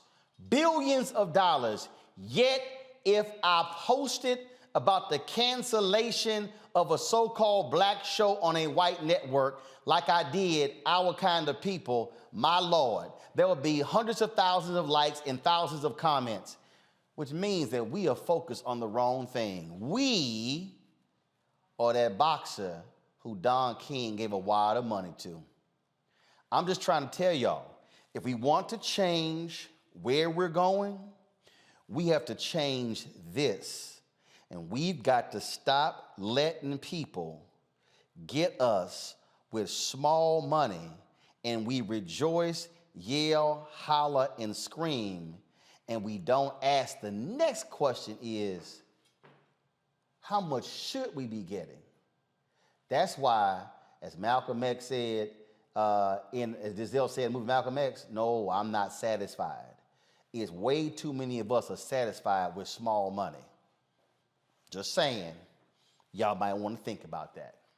Going to a break, we come back, we're going to talk with Dr. Avis Jones-DeWeaver about the kickoff of Women's History Month, and also we'll talk about a black skincare company. We'll talk about taking care of your black skin. Yeah, I know y'all think, yo, D, you talk about black don't crack, but some of y'all got some raggedy ass skin. So we going to deal with that. You watching Roland Martin Unfiltered on the Black Star Network.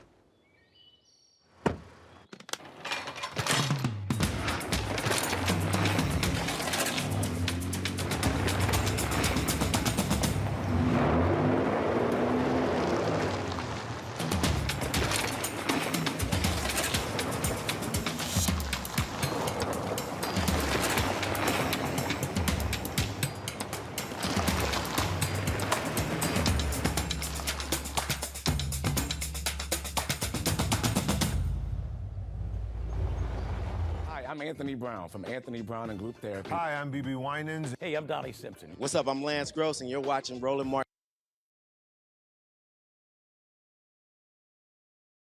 All right, folks, March is Women's History Month, and of course, there are a number of events, activities taking place all throughout the month. The focus is on women. Now, y'all know how I feel about this. Just like Black History Month, the reality is you can focus on women 365, 7 days a week, but it's when it is highlighted. Joining us right now, Dr. Avis Jones-DeWeaver, who joins us. Avis, again, the opportunity is always to highlight stories that may not get told on a consistent basis as well, but there certainly are challenges that black women face, even when it's Women's History Month. Hell, just even getting black women be a part of the month. You got that right. But what is really special about this Black History Month is it is one of the first where the first day of which we recognize is Black Women's Appreciation Day. Actually, Girl Truck came up with that name a couple of years ago, and so I'm excited about the first day of Women's History Month. I'm already saying Black History Women's Month, but Women's History Month, because it's a day that's set aside specifically to appreciate Black women, and let's just be real, there's a lot to appreciate about Black women. And one of the things that in terms of on this day, I mean, so what is actually happening? What is being, what is taking place? What is being done with programs, social media? What's going on? Absolutely. So in recognition of Black Women's Appreciation Day, I'm actually holding an event called Do You, a revolution in Black womanhood. And specifically, I'm focusing on the challenges that Black women face at work. Now, Black women face a very specific set of challenges at work. We are the most likely to say that we feel disrespected at work. We are the least likely to say that we have access to quality time, so to speak, with a senior level person in our job, which makes it very difficult for us to form the relationships that we need in order to climb that ladder. And we're the least likely to say that we have a sponsor in our job. So all of those things make work very difficult for us, even though we're the most likely woman of all women to work. And so I'm having a specific event in which I'm really breaking down for the sisters around how to be able to leverage their power in the workplace and live a life that they love without compromising their authenticity and who they really are. And of course, we're seeing that take place a lot. You deal with this in your book, of course, How Exceptional Black Women Lead. And what we are seeing is we're seeing an increasing focus on leadership development, on sisters also helping other sisters and developing them in what they do.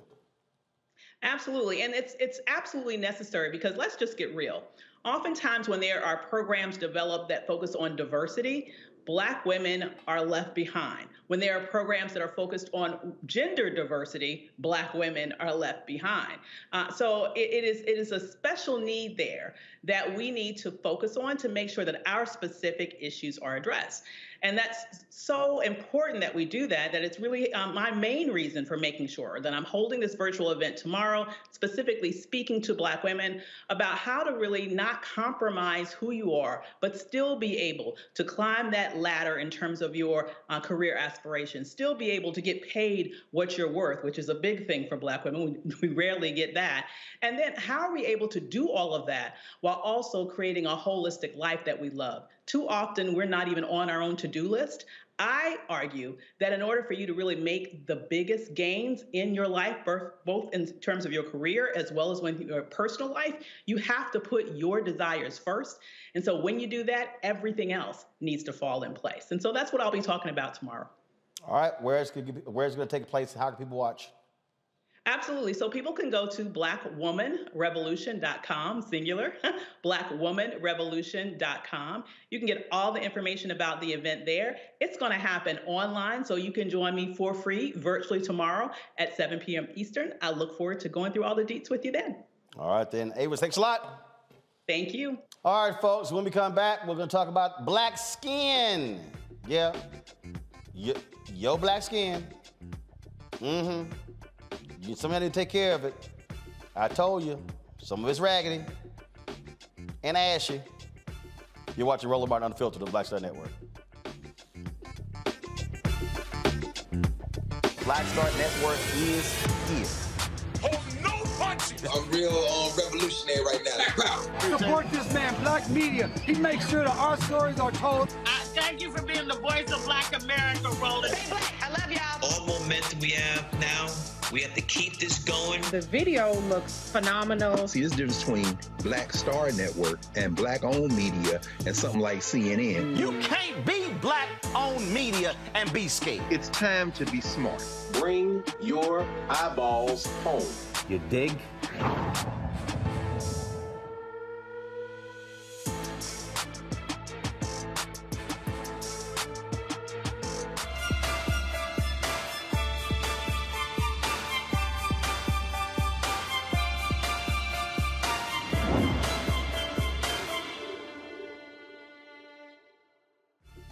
All right, folks, the world of beauty and skincare is filled with myths and misinformation about black skin. Me, y'all hear all the time, black don't crack.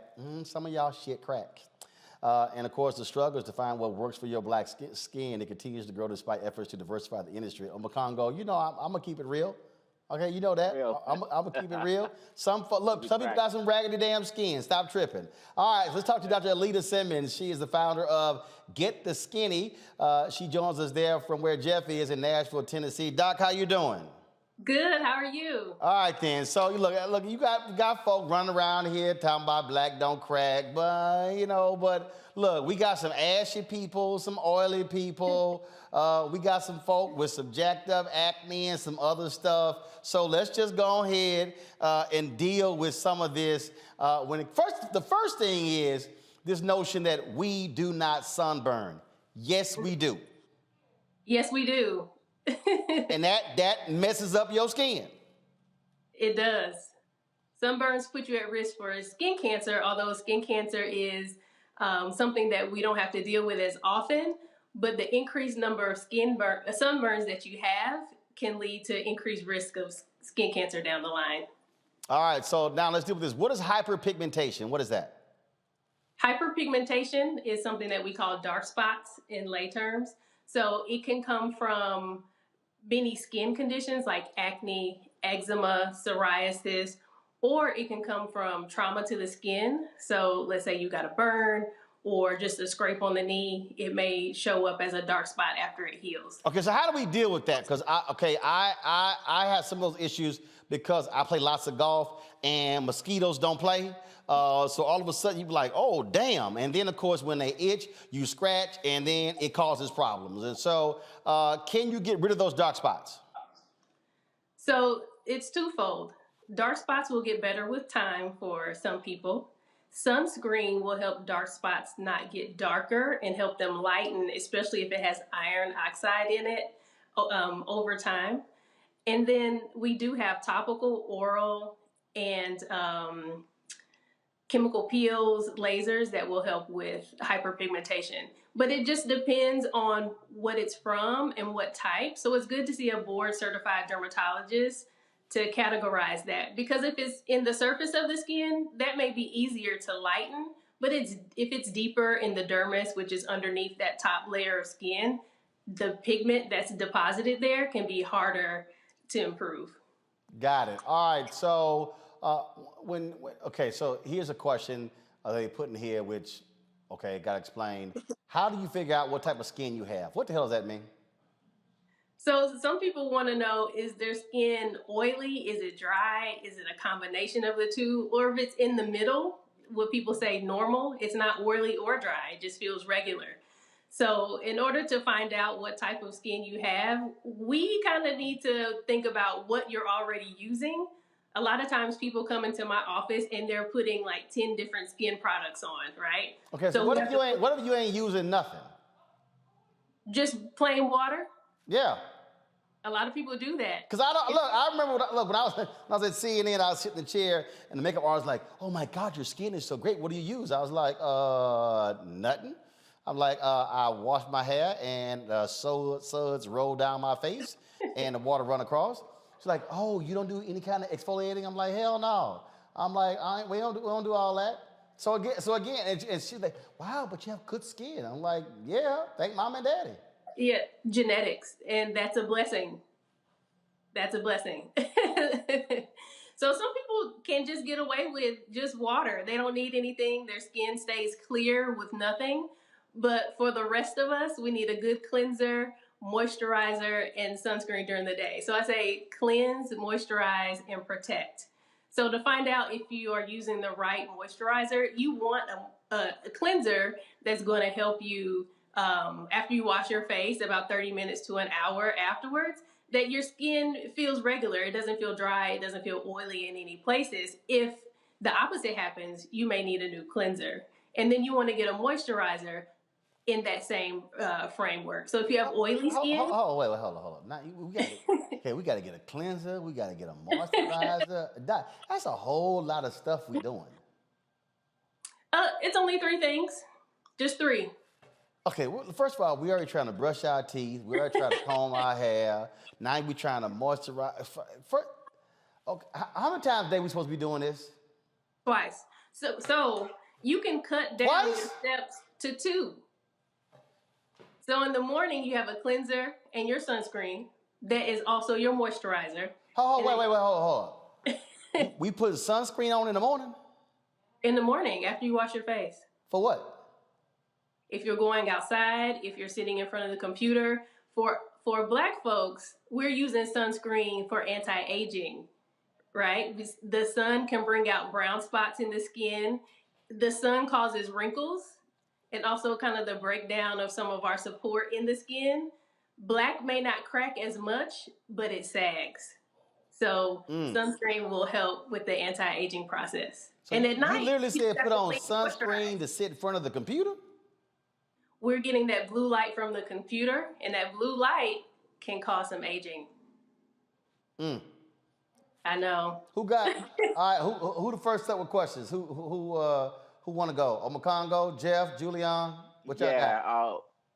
I was wondering, Dr. Simmons. I really appreciate your work, and the one thing I'm struggling with though, and I need some advice, is the myth about shea butter. Like, real talk, like if the world's coming to an end, they say you got to stock up on like beans and rice and water or whatever. I'm adding shea butter to the list. Like that, I got it by the pound in my house. And you're saying that it's not the wonder cream that has been billed to the Black community. So what should I we know be some using? Negroes who swear shea butter is like, straight from Jesus. Absolutely. What are we supposed to do? This is true. Listen, that's a great question. What I tell my patients is if it's not broke, don't fix it. So if it's working for you, you can continue. But the problem comes is with people with skin problems like eczema or psoriasis or other conditions that cause inflammation in the skin. And that shea butter just sits on top. It may be breeding bacteria or other things that causes their skin condition to flare up. So for those patients, we recommend other moisturizers that may be beneficial to them along with medications to calm things down. So my philosophy is if you're using something and it's working for you and not causing you any problems, by all means, go for it. But if it's causing you some problems, you need to come see me so we can talk about it. Julian? Yeah, sister, first of all, you look lovely. Your skin is beautiful. I want skin like that. My thing, Congo stockpiles shea butter. I stockpile coconut oil, which I slather on my body on every occasion that I can. It's great for my feet. It's great for my hair. I'm not sure that it's so great for my face, but I love coconut oil. Tell me the pros and cons of my coconut oil, and should I be doing something different?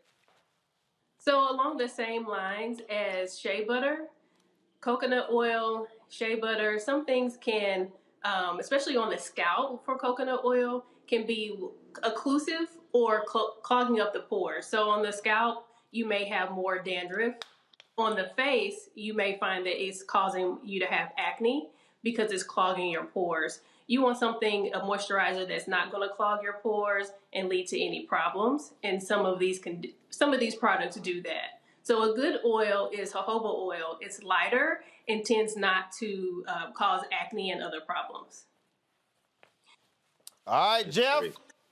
Yeah, man. First off, Dr. Simmons, thanks for everything that you do here in my home city. Read about you in Urbanite and seeing all the great work that you're doing to bring people into consciousness about skin and the work at Vanderbilt. Keep up the good work. That shea butter and that coconut oil, I tried using both of them on my scalp. I went out and worked out and sweat, and it broke me out in my face. So these kind of things, all of this depends on the skin you have. My mom lived to be 93. She had the skin of a 40-year-old, and she put lard on her face growing up as a child. Lard? I can't do that.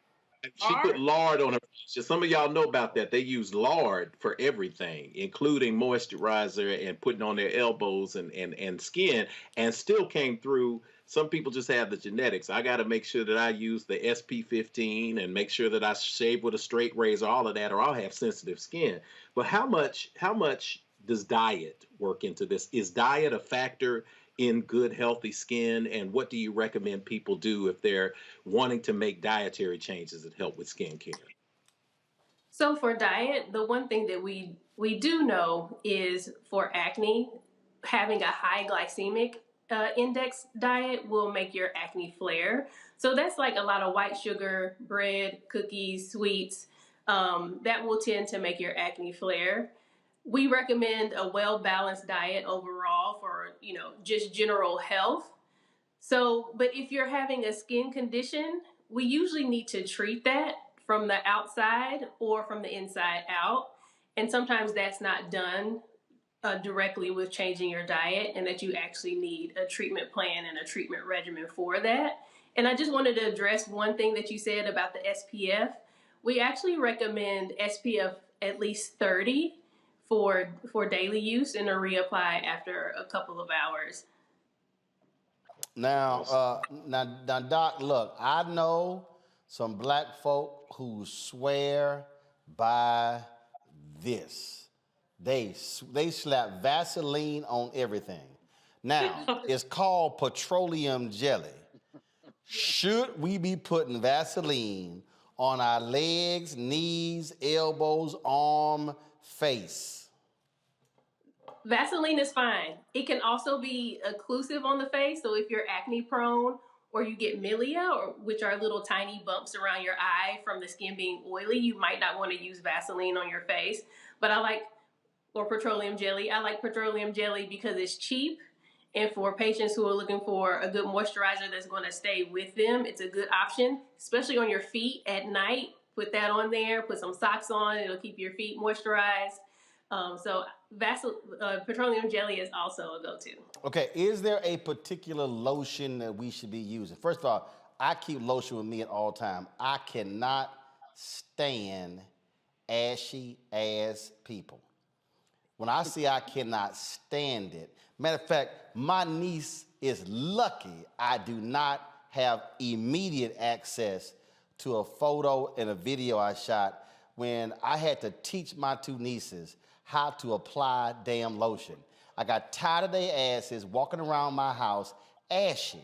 I could not stand. Oh no! If I had the photo, oh, she knows exactly what I'm talking about. I'm talking about knees like they were kicking flour. I can't stand. I cannot stand it. In fact, if my dad, they work in the elections. He gonna watch this later. Yo, seriously, they were visiting me, and I was about to leave, and he said. He said, son, you going to the store? I go with you. I said, not with them damn knees.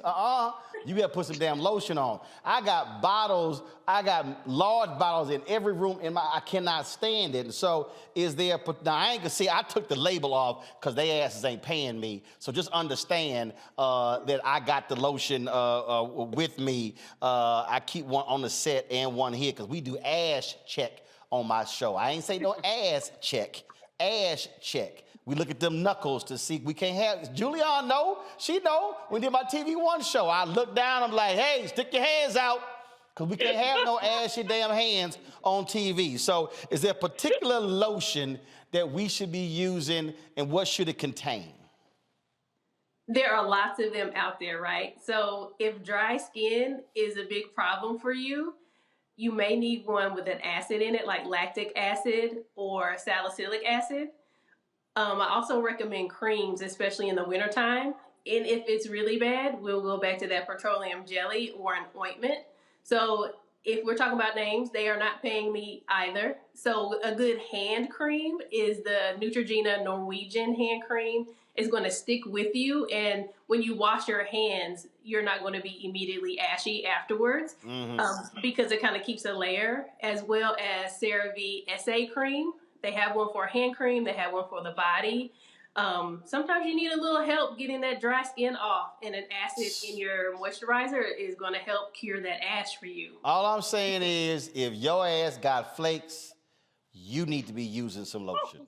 I can't. No, I ain't. Y'all, hey, look. Julianne, you don't understand. You don't understand. I'm talking about if you want to irk my soul. Roll up with some ashy damn feet, legs, ankles. Let me give you another tip. One time I saw this brother, and he had on some gray slacks and some gray shoes. So I said, damn, he's matching. I thought he had on gray socks, but it was that. See, right? That's what I'm saying. Doc, go ahead.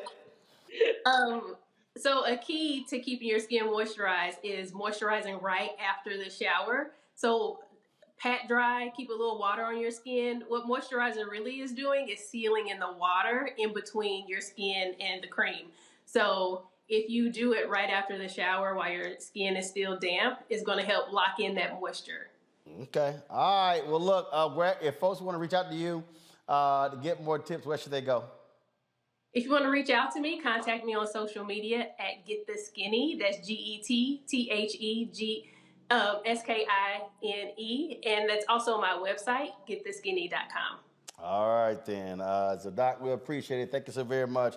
And trust me, you help some folks avert a crisis with their raggedy skin. Thanks a bunch.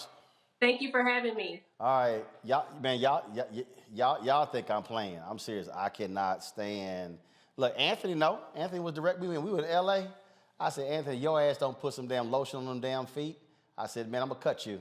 I said, y'all don't understand. I'm telling you, I cannot let my daddy sit in my house with some ashy feet. I can't do it. It ain't going to work. All right, y'all. I can't do it. I'm telling you right now. That's how it works. Sorry. Make me laugh so hard. Julianne, I'm telling you, I see you with some ashy hands. I'm like, even though you light skin, you get ashy. I lotion every morning and every evening, and I stockpile coconut oil. Hey, all I'm saying, look, Jeff. I know you keep some damn oils with you. You probably. Yeah, I got a sister that makes them. I keep it here. Jeff, you probably got like a whole travel kit of incense and oils. You probably got a whole black pack. You probably got a whole. You probably got like a pack. It's like some shea butter, some oils, and some incense. You know you do. Palo Santo for you, man. It'll heal your mind and your body. I keep it there ready. Y'all know. Just like an old black woman will pull out peppermint out of her bag at church. Yes, why you crying, Julie? Why you crying, Julia? You cry. I'm cracking up and y'all making me. You know I ain't lying. You know, old black woman got peppermint in her purse. Jeff got some oil and some incense, and I know all that damn shea butter your ass got stocked up on Congo. I know you got like a travel kit. Yes, sir. No lie.